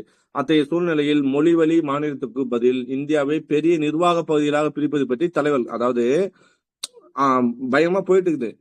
ஜேவிபி கமிட்டியும் சொல்லுது, தார் கமிஷன் எல்லாம் வந்துட்டு போயிடுச்சு. அதுக்கப்புறம் என்ன ஆச்சுன்னா இவ்வளவு பிரச்சனை பின்னாடி 1953 ஆந்திரா வந்து தனி மாநிலமா அறிவிச்சிருச்சு. அப்போ நீ ஒரு மாநிலத்தை மொழி வாரியா பிரிச்சுட்டு மத்த மாநிலத்துல பிரிக்கன்னா சும்மா இருப்பாங்களா, எவ்வளவு போராட்டம் வெடிச்சிருக்கும். அப்போ வந்து என்ன பண்றாங்கன்னா ஒரு ஐடியா தருது. ஆனா மொழிவாரி மாநிலமா பிரிச்சா, ஒரு மொழிவாரி மாநிலமா பிரிக்கப்பட்டால் அப்போ என்ன ஒரு மைனஸ்னா மக்களிடையே தேச ஒற்றுமை வந்து குறைஞ்சிருக்கும். ஓகேவா, தேச ஒற்றுமை குறைஞ்சிருக்கும். சோ அதனால என்ன பண்ணலாம், மொழிவாரி மாநிலத்துக்கு பதிலா பெரிய நிர்வாக பகுதிகளா பிரிக்கலாம் அப்படின்னு சொல்லி சில தலைவர்கள் கருத்து கூறினாங்க. அதுதான் ராய் திட்டம். மேற்கு வங்காளத்தை சேர்ந்த டாக்டர் PC ராய், யார் இவரு, டாக்டர் PC ராய் தலைவருடன் கலந்து பேசி மொழி வழி மாநில சீரமைக்கு பதில் ஒரு மாற்று திட்டத்தை கொண்டு வந்தார். இந்தியாவை மொழி வாரியாக பிரிப்பதற்கு பதில் 5 அல்லது 6 பெரிய ஆட்சி பகுதிகளா பிரிக்கலாம். என்ன பிரிச்சலாம், மொழி வாரியா பிரிக்கிறது பதில் என்ன பிரிக்கலாம், ஆட்சி பகுதியா பிரிக்கலாம், பெரிய பெரிய பகுதியா பிரிக்கலாம். இப்படி இருக்குன்னு வச்சுங்க, இப்படி இந்தியா இருக்குன்னா, எனக்கு இந்தியா வரைகிறது பார்த்தலாம். இப்படி இந்தியா இருக்குன்னா இப்ப இது என்னது, இதெல்லாம் வந்து தென்னிந்தியாவா, அப்ப இது வந்து ஒரு பகுதி, மேற்கு சைடு ஒரு பகுதி, இப்படி ஒரு பகுதி, இப்படி ஒரு பகுதி, நடுவில் ஒரு பகுதி, இப்படி பிரிச்சிடலாம் அப்படின்னு சொல்ல வர்றாரு. சோ 6 பகுதியில பிரிக்க யாரு சொன்னாரு, PC ராய் என்பவர் ராயின் திட்டம். அத்திட்டப்படி மேற்கு வங்காளத்தை பீகாருடன் இணைத்து பெரிய மாநில பகுதி, நம்ம ஆல்ரெடி பார்த்தோம். வங்காளத்திலிருந்து பீகார் பிரிக்கப்பட்டது எப்போ, 1911. Very good, 1911. சூப்பர். ஓகே, 6 பெரிய கட்சி பகுதிகளாக பிரித்து விடலாம் என்பது ராயின் திட்டம். அத்திட்டப்படி மேற்கு வங்காளத்தை பீகாருடன் இணைத்து பெரிய மாநில பகுதி உருவாக்கலாம் என்றார். அதே போன்று தென்னிந்தியாவில் தமிழ்நாடு, ஓகேங்களா, அப்போ மேற்கு வங்காளத்தையும் பீகாரையும் சேர்த்து என்ன பண்றாரு, மேற்கு வங்காளையும் பீகாரையும் சேர்த்து இந்த இடத்துல ஒரு பெரிய மாநிலமா உருவாக்கிடலாம் அப்படின்றாரு. அதே மாதிரி வந்து தென்னிந்தியாவில் தமிழ்நாடு, கேரளா, கர்நாடகம் ஆகிய மாநிலங்களை ஒன்று சேர்த்து தட்சிண பிரதேசம் என்று அமைப்பது பற்றி பரிசீலிக்கப்பட்டது. ஓகேனா, நம்ம என்ன கேட்டோம், தமிழ்நாடு, கேரளா, கர்நாடகம் சேர்த்து திராவிட நாடுன்னு கேட்டோம். அப்போ இவர் என்ன, தட்சிண பிரதேசம் அமைப்பதை உறுதி பற்றி பரிசீலிக்கப்பட்டது. 1956 அமிர்தசரஸில் கூடிய அகில இந்திய காங்கிரஸ் கூட்டுதல் எங்க, 1956 எங்க நடக்குது, அமிர்தசரஸில் கூடிய அகில இந்திய காங்கிரஸ் கமிட்டி. ஓகே, அமிர்தசரஸ் ராய் திட்டத்தின் அடிப்படையில் தட்சிண பிரதேசம் அமைப்பது பற்றிய தீர்மானத்தை கோவிந்த் வல்லப பந்த், இங்கே வந்து பேரை படிச்சுக்கோம், முன்மொழிய சி சுப்பிரமணியம் வழிமொழிந்தார். அத்தீர்மானம் ஒருமனதாக ஏற்றுக்கொள்ளப்பட்டது. அதன் பின் பெங்களூரில் கூடிய காங்கிரஸ் கமிட்டி தீர்மானத்தை பரிசீலித்தது. இக்கூட்டத்தில் கலந்து கொண்ட நேருவும் காமராஜரும் ராய் திட்டத்தில் ஆர்வம் காட்டவில்லை. அது மட்டுமல்ல, இத்திட்டத்தை பற்றி அறிந்த பெரியார் ஈவே ராமசாமி கடுமையாக எதிர்த்தார். இச்சட்டத்தை ஏற்றுக்கொண்டால் சென்னை மாநிலத்தில் காமராஜன் ஆட்சி முடிந்துவிடும் என்றும் தமிழர்கள் பிற பகுதியின் ஆதிக்கத்துக்கு உள்ளாவார்கள் என்றும் எச்சரித்தார். எனவே தட்சிண பிரதேசம் திட்டம் குறைபிரசவமாயிற்று. குறைபிரசவம் அது வரல. பி.சி. ராய் திட்டம் கைவிடப்பட்டது. கடைசி நேரத்தில் பெரியார் அனுப்பிய தந்தியே இதற்கு காரணம் என்றும் பெரிய மாநில அமைப்பு திட்டத்தை ஏற்றுக்கொண்டிருந்தால் சமகால இந்திய வரலாற்றின் போக்கே மாறி இருக்கும் என்றும் குறிப்பிட்டுள்ளார் சி சுப்பிரமணியம். அப்போ எல்லா இடத்துலயும் ஒரு முதலமைச்சரே ஆட்டி படைக்கிற ஒரு ஆளுமையா யார் இருந்திருக்கா? பெரியார் இருந்திருக்காரு. சரிங்களா? சொல்லிட்டார். புரிதலா? பி.சி. ராய் என்ன திட்டம் கொண்டு வந்தாரு? மொழிவாரி மாநில கொள்கைக்கு பதிலா 6 பெரிய நிர்வாகத்தை கொண்டு வரலாம்னு சொல்றாரு. அதுல ஒண்ணு கேரளா, தமிழ்நாடு, கர்நாடகத்தை சேர்ந்து என்ன பேசணும், தட்சிண பிரதேசமா உருவாக்கணும்னு சொன்னாரு. அத எந்த இதுல கமிட்டியில ஏத்துக்கிறாங்கன்னா 1956 அமிர்தசரஸில் கூடிய காங்கிரஸ் கமிட்டி, அகில இந்திய காங்கிரஸ் கமிட்டியில ஓகேங்களா, அமிர்தசரஸ் நடந்ததுல இந்த விஷயத்த தட்சிண பிரதேசம் அமைப்பதை பற்றி தீர்மானத்தை யார் முன்மொழிகிறாரு? பி.சி. ராயோட திட்டத்தை யார் முன்மொழிகிறாருன்னா கோவிந்த் வல்லப பந்த் அவர் தான் முன்மொழிகிறாரு. அதை ஏற்றுக்கிட்டது யாரு? வழிமொழிஞ்சது யாரு? சி சுப்பிரமணியம். ஆனா நேருவும் காமராஜர் ஆர்வம் காட்டல. அந்த இடத்துல இந்த விஷயம் யாருக்கு தெரிஞ்சுச்சுன்னா பெரியாருக்கு தெரிஞ்சிச்சு. பெரியார் ஒரு லெட்டர் போடுறாரு, காமராஜரே என்ன பண்ணு, இந்த திட்டத்தை நீ மட்டும் நடைமுறைப்படுத்தினா உன்னோட ஆட்சியே இருக்காது அப்படின்றாரு. அப்புறம் இன்னும் போராட்டம் கடுமையா இருக்கும்னு சொல்றாரு. அப்புறம் அது இல்லாம ஒண்ணு என்னன்னா, இந்த திட்டம் உடனே காமராஜர் எல்லாம் என்னட்டாங்கன்னா கைவிட்டுட்டாங்க. பி.சி. ராய் திட்டம் கைவிடப்பட்டது. இத பி சுப்பிரமணியம் என்ன சொல்றாருன்னா, பெரியார் மட்டும் இந்த கடிதத்தை எழுதலன்னா ஓகேவா, சமகால இந்திய வரலாற்றோட போக்கே மாறிடும். ஏன்? மொழிவாரி மாநிலம் அமைஞ்சிருக்காது. அது போல என்ன அமைஞ்சிருக்கும்? இந்த மாதிரி தட்சிண பிரதேசம்னு ஒண்ணு அமைஞ்சிருக்கும். அப்போ இந்த மாதிரி இப்போ இவ்வளவு மாற்றம் இருந்திருக்காது. அப்ப என்ன ஆயிருக்குன்னே தெரியாது. ஏதோ இப்பயாச்சும் இவ்வளவு டெவலப் ஆயிருக்கும். அப்ப என்னவா மாறி இருக்கும்னே இன்னும் தெரியாது. அப்போ பெரிய மாநில அமைப்பு திட்டத்தை ஏற்றுக்கொண்டிருந்தால் சமகால இந்திய வரலாற்றின் போக்கேனா இருக்கும், மாறி இருக்கும் என்று குறிப்பிட்டுள்ளார் சி சுப்பிரமணியம். முதல் அரசியல் சட்டமைப்பு சீர்திருத்தத்தை கொண்டு வந்தது யாரு? முதல் அரசியலமைப்பு இது சொல்ல முடியா, சட்டத்திருத்தத்தை கொண்டு வந்தது யாரு? பெரியார் தான். பெரியார் அழுத்தம் கொடுக்கதான் அவங்க எல்லாம் கொண்டு வந்தாங்க. பெரியாரோட முயற்சியால தான் அதுவும் கொண்டு வரப்பட்டது. இதே சமயம் தான் அதுவும் 1956 தான், 51. ஓகேங்களா? அதே மாதிரிதான் இந்த விஷயமும். சரிங்களா? சட்டப்பேரவை தேர்தல் 1957. அது சொன்னது யாரும் சுப்பிரமணியம் நோட் பண்ணீங்க. 1957 ராஜாஜி அவரது ஆட்சிகளை முடிவதற்கு முன்பே பதவியில நேரிட்டதால் காமராஜர் முதலமைச்சர் பொறுப்பு ஏற்க வேண்டியதாயிற்று.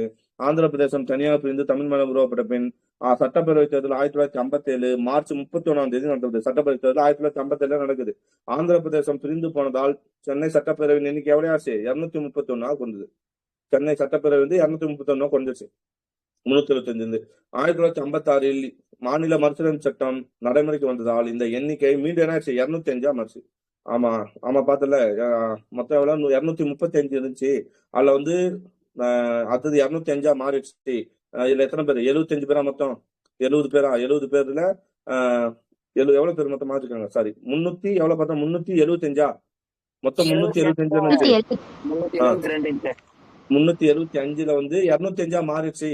140 எங்க போயிடுச்சு அப்படின்னு பார்த்தோம்னா சம்திங் 135 ஆந்திராவுக்கும் 5 பேர் கர்நாடகத்துக்கும் போயிட்டாங்கன்னு பார்த்தோம் இல்லையா? அதுதான் 205 ஆயிடுச்சு. 1957 தேர்தல் இந்த 205 இடங்களுக்காக நடத்தப்படுது. சென்னையில இப்ப 205 இடம் தான் தேர்தல் நடக்குது. 1957 இந்திய தேசிய காங்கிரஸ், இந்திய தேசிய காங்கிரஸ், கம்யூனிஸ்ட் கட்சி, பார்வர்டு பிளாக், சோசியலிஸ்ட் கட்சி, காங்கிரஸ் சீர்திருத்த கமிட்டி, அப்புறம் திராவிட முன்னேற்ற கழகம். ஓகேங்களா? இது எல்லாமே போட்டி ஆகியவை 1957 சட்டப்பேரவை தேர்தலில் பங்கேற்ற பிரதான கட்சிகளாகும். ஆமா, அதே 1952 சென்னை இது வருமா? திராவிட முன்னேற்ற கழகம் வருமானா? வராது. ஓகே, இந்த காங்கிரஸ் சீர்திருத்த கமிட்டி யாரு? இந்த இடத்துல யாரும் சொல்றாங்க காங்கிரஸ் சீர்திருத்த கமிட்டின்னு யாரும் சொல்றாங்க?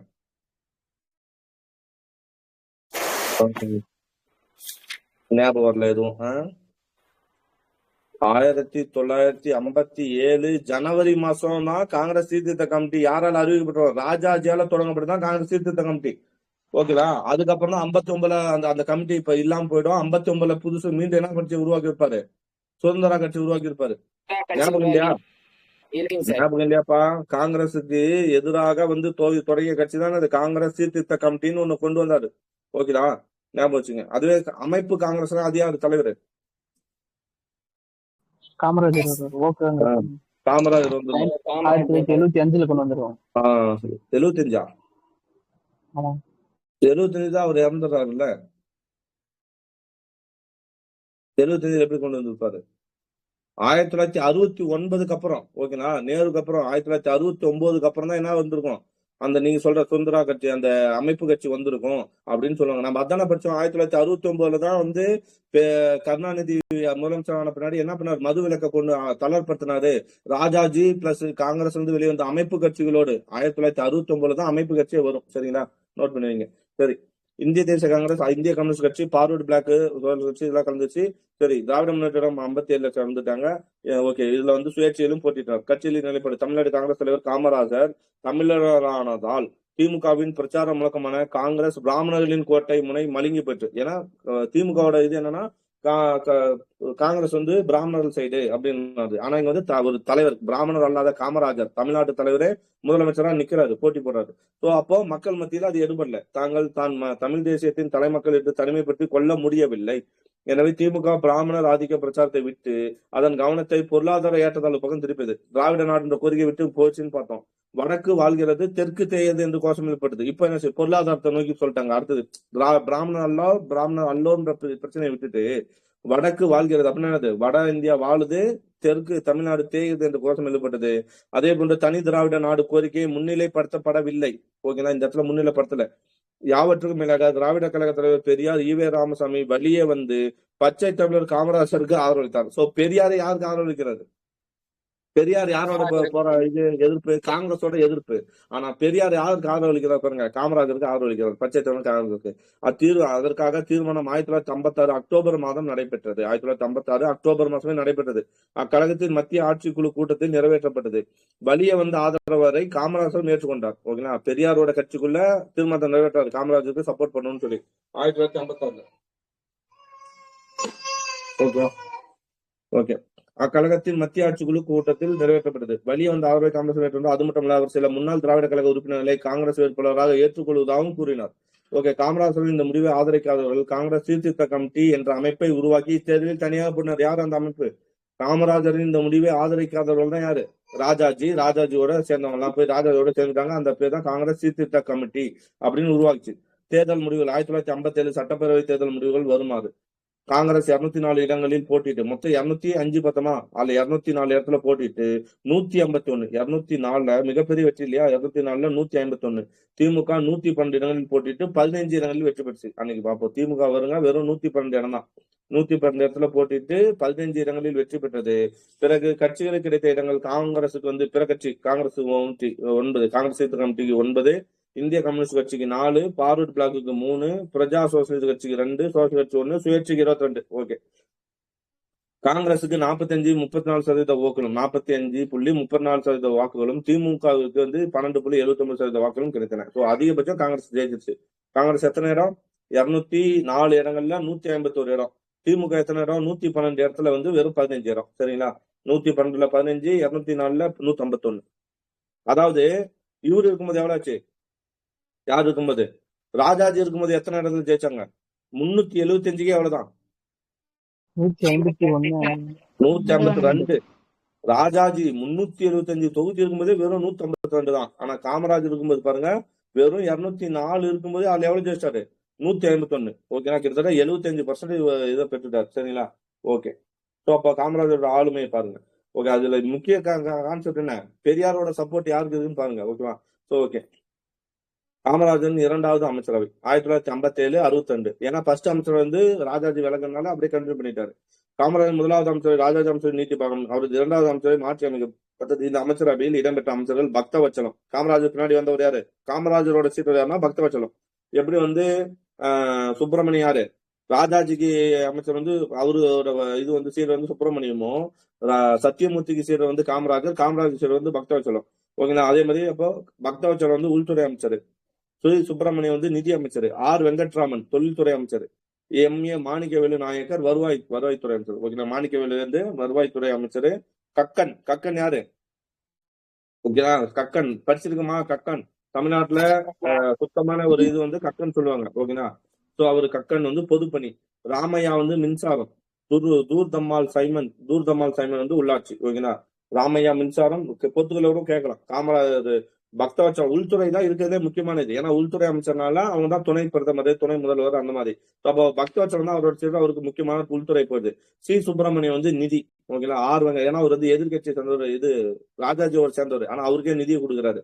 வெங்கட்ராமன் வந்து தொழிற்சாலை, இது நம்ம படிச்சிருக்கோம். நீங்க எங்க படிச்சிருப்பீங்கன்னா காமராஜர் பத்தி தமிழ் புக்ல படிக்கும்போதே சொல்லுவாங்க.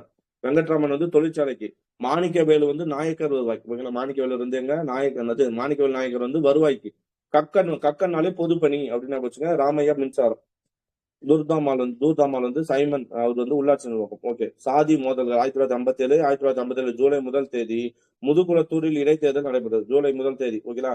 காமராஜர் எந்த இடைத்தேர்தலில் ஜெயிச்சாரு? 1954 October 4, August 4, October 4, October 4, August 4 sir. Gudiyatham August 4, August 4 Gudiyatham. 1954 August 4 Gudiyatham, சரிங்களா. ஓகே. அது மாதிரி வந்து ஜூலை 1957 ஜூலை 1 முதுகுளத்தூரில் நடைபெற்ற பொது இடைத்தேர்தல் நடைபெற்ற தேர்தலில் பார்வர்டு பிளாக் வேட்பாளர் டிவி சசி வர்ணதேவர், ஓகேங்களா. சோ யாரு இருந்தா முதுகுளத்துல நடைபெற்ற இடைத்தேர்தல வந்து டிவி சவி வர்ணதேவர், ஓகேங்களா. சசி வர்ணதேவர் வெற்றி பெற்றார். இவற்றை தொடர்ந்து ஆங்காங்கே தேவர்களுக்கும் தலித்துகளுக்கும் மோதல் ஏற்பட்டன. விரைவில் இம்மோதல்கள் ராமநாதபுரம் மாவட்டம் முழுமைக்கும் காட்டு தீ போல் பரவேற்று வீடுகள் தீக்கரையின பலர் பாதிக்கப்பட்டனர். அப்போ யாரு முக்குளத்தூர்ல வந்து டிவி சசிவர்ணதேவன் ஒருத்தர் ஜெயிக்கிறார். அதனால பிரச்சனை ஏற்படுது. ராமநாதபுரம் ஆட்சியார் இச்சாதி மோதலுக்கு முடிவு காண்பதற்காக ஒரு அமைதி கூட்டத்தை ஏற்பாடு செய்தார். செப்டம்பர் 10 முதுகுளத்தை சேர்ந்த பார்வர்டு பிளாக் மற்றும் காங்கிரஸ் பிரதிநிதிகள், இதில் தான் அந்த இமானுவேல் சேகரன் அவர் வராரா? ஆமா கரெக்ட். இது ஒரு தெற்கு சைடு, எனக்கு கூட அவ்வளவு தெரியாது. தெற்கு சைடு 2 பிரச்சனை போயிட்டே இருக்கும்ல. இமானுவேல் சேகரன் அவங்களுக்கும் அப்புறம் முத்துராமலிங்க பொன்தேவர் இந்த சமயத்துக்கும் போயிட்டு இருக்கும்ல, அந்த பிரச்சனை தான் இது. ராமநாதபுரம் ஆட்சியர் சாதி மோதலுக்கு இதுக்கு காரணம் என்ன? முதுகுளத்தூர்ல வந்து யார் ஜெயிக்கிறா? டிவி சசிவர்ணதேவர் வெற்றி அடையாத 1957 ஜூலை மாசத்துல பொது தேர்தல. ராமநாதபுரம் ஆட்சியர் இச்சாதி மோதலுக்கு முடிவு காண்ப ஒரு அமைதி கூட்டத்தை ஏற்பாடு செய்தார். செப்டம்பர் 10 முதுகுளத்தை சேர்ந்த பார்வர்டு பிளாக் மற்றும் காங்கிரஸ் பிரதிநிதிகள் இக்கூட்டத்தில் கலந்து கொண்டனர். முதுகுளத்தை சேர்ந்த பார்வர்டு பிளாக்கும் காங்கிரஸ் பிரதிநிதிகளும் இக்கூட்டத்தில் பங்கேற்ற 33 வயதான இமானுவேல் சேகர் என்ற தலித் தலைவர் பரமக்குடியில் கொல்லப்பட்டார். செப்டம்பர் 11, ஓகேனா. அவர் வந்து ஓகே. இக்கொலை வன்முறை கலவரங்கள் முடிந்தது. இக்கலவரங்களில் இரு சாரரும் பாதிக்கப்பட்டனர். 1957 ஜூலை மாதத்திலிருந்து செப்டம்பர் மாதம் வரை நடைபெற்ற சாதி மோதல்கள் ராமநாதபுர கலவரங்கள் என்று நடக்கின்றன. அப்போ 1957, ஏன்னா ஜூலைல தான் என்ன நடக்குதுன்னா அந்த இடைத்தேர்தல் நடக்குது முதுகுளத்தூர்ல. அதுல இருந்து செப்டம்பர் எப்போ வரையும், செப்டம்பர் மாசம் வரையும் என்னன்னா ஜாதி கலவரங்கள் நடைபெற்றன. இது ராமநாதபுர கலவரங்கள் சொல்றாங்க, ஓகேனா. சோ இக்கலவரங்களால் மிகவும் மனம் வருந்திய காமராஜர் விசாரணைக்கு உத்தரவிட்டார். எனினும் இக்கலவரம் பற்றி காமராஜர் அமைச்சரவை மீது நம்பிக்கையில்லா தீர்மானத்தை கொண்டு வந்தார் கம்யூனிஸ்ட் தலைவர் எம் கல்யாண சுந்தரம். அப்போ காமராஜருக்கு ஆப்போசிட்டா என்ன கொண்டு வராங்க? காமராஜருக்கு ஆப்போசிட்டா வந்து இதை கொண்டு வந்தது யாருன்னா எம் கல்யாண சுந்தரம். நோட் பண்ணிக்க, ஓகேனா. நம்பிக்கையில்லா தீர்மானத்தை வாக்கெடுப்பின் போது திமுக கலந்து கொள்ளவில்லை. எனவே இத்தீர்மானம் 28க்கு 146க்கு 28க்கு 146 என்ற வாக்கு வித்தியாசத்தில் தோற்றது, ஓகேனா. அதாவது நம்பிக்கையில்லா தீர்மானம் தோற்றுச்சு, சரிங்களா. அதை காமராஜர் மீண்டும் நம்ம முதலமைச்சராக இது பண்ணுவாரு. கலவரத்தால் தீக்கிரையான வீடுகள் மீண்டும் கட்டி கொடுப்பன. வெகு காலமாக புறக்கணிக்கப்பட்ட விவசாய வளர்ச்சிக்கான திட்டங்கள் நிறைவேற்றப்பட்டன. எனினும் முதுகுளத்தூர் கலவரம் தமிழ்நாட்டில் சாதி பிரச்சனை நீரு பூத்த நெருப்பாக உள்ளது என்பதை நினைவுபடுத்துவதாக இருக்குது, ஓகேங்களா. சோ இதுலதான் வந்து முத்துராமலிங்க தேவர் தான் அதுக்கு காரணம்னு சொல்லி அவரையும் கைது செஞ்சிருப்பாங்க. அப்புறம் வந்து அவருக்கும் இந்த இதுக்கும் வந்து சம்பந்தம் இல்லைன்னு சொல்லி அவர் விடுதலை செஞ்சிருப்பாங்க, சரிங்களா. ஓகே. தமிழ்நாடு அது பெரிய விஷயம். அது வந்து இன்னும் டீப்பா போவோம். அது நம்ம தேவையில்லை. அது பத்தி தனியா தான் படிக்கணும். தமிழ்நாடு பெயர் மாற்ற போராட்டம் 1957. மொழிவழி மாநில அமைவிட்ட பின்னரும் தமிழ்நாடு சென்னை மாநிலம் என்று அழைக்கப்பட்டது. சென்னை மாநிலத்துக்கு தமிழ்நாடு என்ற பெயர் மாற்றம் செய்ய வேண்டும். இந்திய அரசியல் அமைப்பு சட்டம் திருத்தப்பட வேண்டும். சட்டத்தை திருத்தி பெயர் மாற்றம் செய்ய வேண்டும் என கோரி விருதுநகருக்கு பக்கத்தில் உள்ள மணல்மேடு கிராமத்தைச் சேர்ந்த சங்கர்லிங்கம், அப்ப யாரு இவரு? விருதுநகருக்கு பக்கத்தில் உள்ள மணல்மேடு கிராமத்தைச் சேர்ந்த சங்கர்லிங்கம் 1957 ஆகஸ்ட் மாதம் உண்ணாவிரத போராட்டத்தை துவங்கினார். ஆகஸ்ட்ல ஸ்டார்ட் பண்ணுவாரு, டிசம்பர்ல இருப்பாரா? ஆகஸ்ட் மாதம் இருந்தார். சங்கர்லிங்கம் காங்கிரஸ்காரர். இவர் வந்து காங்கிரஸ்காரர் தான். இருப்பினும் அவரது கோரிக்கை ஏற்கப்படவில்லை. சங்கர்லிங்கம் 76 நாட்கள் உண்ணாவிரதம் இந்த உயிர் தியாகம் செய்தார். 1957 அக்டோபர்ல இருந்தாரா? ஆமா, ஆகஸ்ட் வந்து அக்டோபர் வரை, ஓகே. அதன் பின் 4 ஆண்டுகள் கழித்து ஆங்கிலத்தில் சென்னை மாநிலம் என்றும் தமிழில் தமிழ்நாடு என்றும் எழுதலாம் என்று அரசாங்கம் அறிவித்தது 1961 பிப்ரவரி 24. இதை பாருங்க. அவர் வந்து 1957 ஆகஸ்ட் மாசம் வந்து உண்ணாவிரதம் இருக்காரு. ஓகேங்களா, உண்ணாவிரதம் துவங்குறாரு. அக்டோபர் மாசத்துல வந்து அவர் இறந்துறாரு. அதன் பின் 76 நாட்கள் உண்ணாவிரதம். அதன் பின் 4 ஆண்டுகள் கழித்து ஆங்கிலத்துல 4 ஆண்டுனா 61ல ஆங்கிலத்தில் சென்னை மாநிலம் எழுதலாம், தமிழ்நாட்டுல என்ன எழுதலாம், தமிழ்நாடு என்று எழுதலாம் என்றும் அரசாங்கம் அறிவித்தது 1961 பிப்ரவரி 24. பிப்ரவரி 24 யாரோட பிறந்த நாள்? அம்மையார் பிறந்தநாள் சார். ஜெயலலிதா அம்மையாரோட பிறந்த நாள். ஓகேங்களா. தமிழ்நாடு பெண் குழந்தைகள் பாதுகாப்பு தினம் எப்பன்னா வந்து பிப்ரவரி 24. திமுக தொடர்ந்து சட்டத்திட்டத்தின் மூலம் ஆங்கிலத்திலும் தமிழ்நாடு இந்த டேட்ல ஒரு திட்டம் தொடங்கப்பட்டு. என்ன திட்டம்? குழந்தை திட்டம் சார். ஆ? தொட்டில் குழந்தை திட்டம். அது பார்த்தோமா. அதுக்கப்புறம் ரீசெண்டா பார்த்தோமே பாதம் காப்போம். தொட்டில் குழந்தை கூட மருந்து பாதம் காப்போம். மருந்து என்ன திட்டம்? மருந்துகள் இப்ப தமிழ்நாடு மருந்துகள் திட்டம் சார். எங்க கரெக்ட். திட்டம்? பாதம் காப்போம் இல்ல, கரெக்ட். அதான் அந்த திட்டம். என்னன்னா முதல்வர் மருந்தகம். முதல்வரின் மருந்தகம் சொல்லி 2024 தொடங்கப்பட்ட திட்டம். ஓகேங்களா. முதல்வரின் மருந்தகம் 1000 இதை வந்து திறந்துருப்பாங்க தமிழ்நாடு ஃபுல்லா. முதல்வரின் மருந்தகம் சொல்லிட்டு அந்த கம்மி விலையில வந்து மருந்து தரக்கூடிய மெடிக்கல் அவ்வளவுதான். அதுதான் முதல்வரின் மருந்தகம். அதுதான் பிப்ரவரி 24. கரண்ட்ல இருக்கிற திட்டம் நமக்கு ஞாபகம் வரணும். சரிங்களா, எழுதி வச்சுங்க. முதல்வரின் மருந்தகம் தொடங்கப்பட்டது வந்து பிப்ரவரி 24 2025 தான் நினைக்கிறேன். 25 தானே தொடங்கியிருக்காங்க. பிப்ரவரி 24 2025 இந்த வருஷம் தான் தொடங்கியிருக்காங்க. ஆமா, 2025 பிப்ரவரி 24 தமிழ்நாடு முழுக்க 1000 மருந்தகம். ஓகேங்களா. ஓகே. திமுக தொடர்ந்து சட்டத்தின் மூலம் ஆங்கிலத்திலும் தமிழ்நாடு திமுக என்ன பண்ணுனா சட்டத்திட்டத்தின் மூலம் ஆங்கிலத்திலும் தமிழ்நாடு தான் இலக்கணும் அப்படின்னு சொல்லி வலியுறுத்தி வந்தது. முதலமைச்சர் காமராஜர் தமிழரின் உணவை புரிந்து கொண்டு தமிழ்நாடு பெயர் மாற்றத்துக்கு வேண்டிய முயற்சியை மேற்கொள்ளும் நல்ல வாய்ப்பை இழந்து விட்டார். அப்ப வந்து அவர் என்ன பண்ணல, அவர் பண்ணல. அவர் அப்படி பண்ணியிருந்தாருன்னா அதுக்கப்புறம் தோத்துருக்கவே மாட்டார். ஆட்சி சாதனைகள் மக்கள் தலைவர் காமராஜர் மக்கள் தலைவர், அவர் பாமர மக்கள் ஒருவர். இந்த கதையை நம்ம தேவையில்ல. அவர் நம்பிக்கை பெற்று முதலமைச்சர் பின்னர் மக்களிடையே நடமாடி அவர்களது இன்பத்தமிழில் பங்கேற்ற ஒரே அரசியல் தலைவர். அவர் மக்களிடம் நெருங்கியுள்ளதை தமிழ்நாட்டின் ஒவ்வொரு பகுதியும் சென்றார். அடிக்கடி சுற்றுப்பயணம் கொண்டு மக்கள் பிரச்சனை நேரில் கண்டறிந்து அவற்றுக்குரிய தீர்வு கொண்டார். நிர்வாகம் இதுல எதுவுமே இல்ல. இதை ஜஸ்ட் நம்ம தெரிஞ்சுக்கத்தான், நான் படிக்கிறதான். தனிப்பட்ட முறையில் நான் செல்வாக்கை பெருக்கொள்ளாமல் ஊழல் அற்ற பொதுமக்கள் நலனை பெருக்குவதில் முனைப்பார்வத்தோடு செயல்பட்டார். எந்த ஒரு பிரச்சனைகளுக்கு புகார் மீது தனி கவனம் செலுத்தி அதற்கான தீர்வு கண்டார். சட்டப்பேரவை கூட்டங்களில் தவறாது கலந்து கொண்டு குறைவாக பேசி பிறர் சொல்வதை கருத்தொன்றை கேட்டு மக்கள் பிரச்சனையை அறிந்து கொண்டு அதற்கேற்ற தீர்வு கொண்டார். ஏழை மக்களின் துன்பத்தை போக்காமல் இருந்தால் எந்த பதவியும் இருப்பதிலும் எந்த பயனும் இல்லை என்று அடிக்கடி கூறி வந்தார். கூறியபடி செயலும் காட்டினார். காமராஜர் மக்கள் தலைவர் மட்டுமல்ல, அவர் செயல் வீரரும் ஆவார். கல்வி பணி அனைவருக்கும் கல்வி தான் படிக்காவிட்டாலும் பிறர் குறிப்பாக பிற்பட்ட தாழ்த்தப்பட்ட ஏழை மக்கள் அனைவரும் கல்வி கற்கொண்டிருந்தார். காமராஜர் இந்த அரசியல் அமைப்பு சட்டம் வயது வந்தோர் அனைவருக்கும் வாக்குரிமை கொடுத்தது. வயது வந்த குழந்தைகளுக்கு கல்வி அளிக்காமல் வாக்குரிமை கொடுப்பதில் அர்த்தமில்லை என்பதை நன்கறிந்த காமராஜர் அனைவருக்கும் ஆரம்ப கல்வி கொடுக்க திட்டமிட்டால் மட்டும் போதாது, திட்டத்தை நிறைவேற்ற பெரும் தொகை செலவிட வேண்டும். காமராஜர் முதலமைச்சர் பொறுப்பேற்ற போது அரசாங்கம் ஆரம்ப கல்விக்காக செலவிடப்பட்ட தொகையை 2 மடங்காக உயர்த்தினார். ஓகேங்களா. ஆரம்ப கல்விக்கு மட்டும். காமராஜர் குழந்தைகளுக்கு கல்வி வாய்ப்பு அளிப்பதையும் கடமையாகவும் மட்டும் கருதாமல் பணியாக நினைத்தார். அதை ஒரு மக்கள் இயக்கமாக மாற்ற வேண்டும் என்று தீர்மானித்தார். இதை மனதில் கொண்டே நேத்து சுந்தர வடிவேலுவை பொது கல்வி இயக்குநராக நியமித்தார். யார?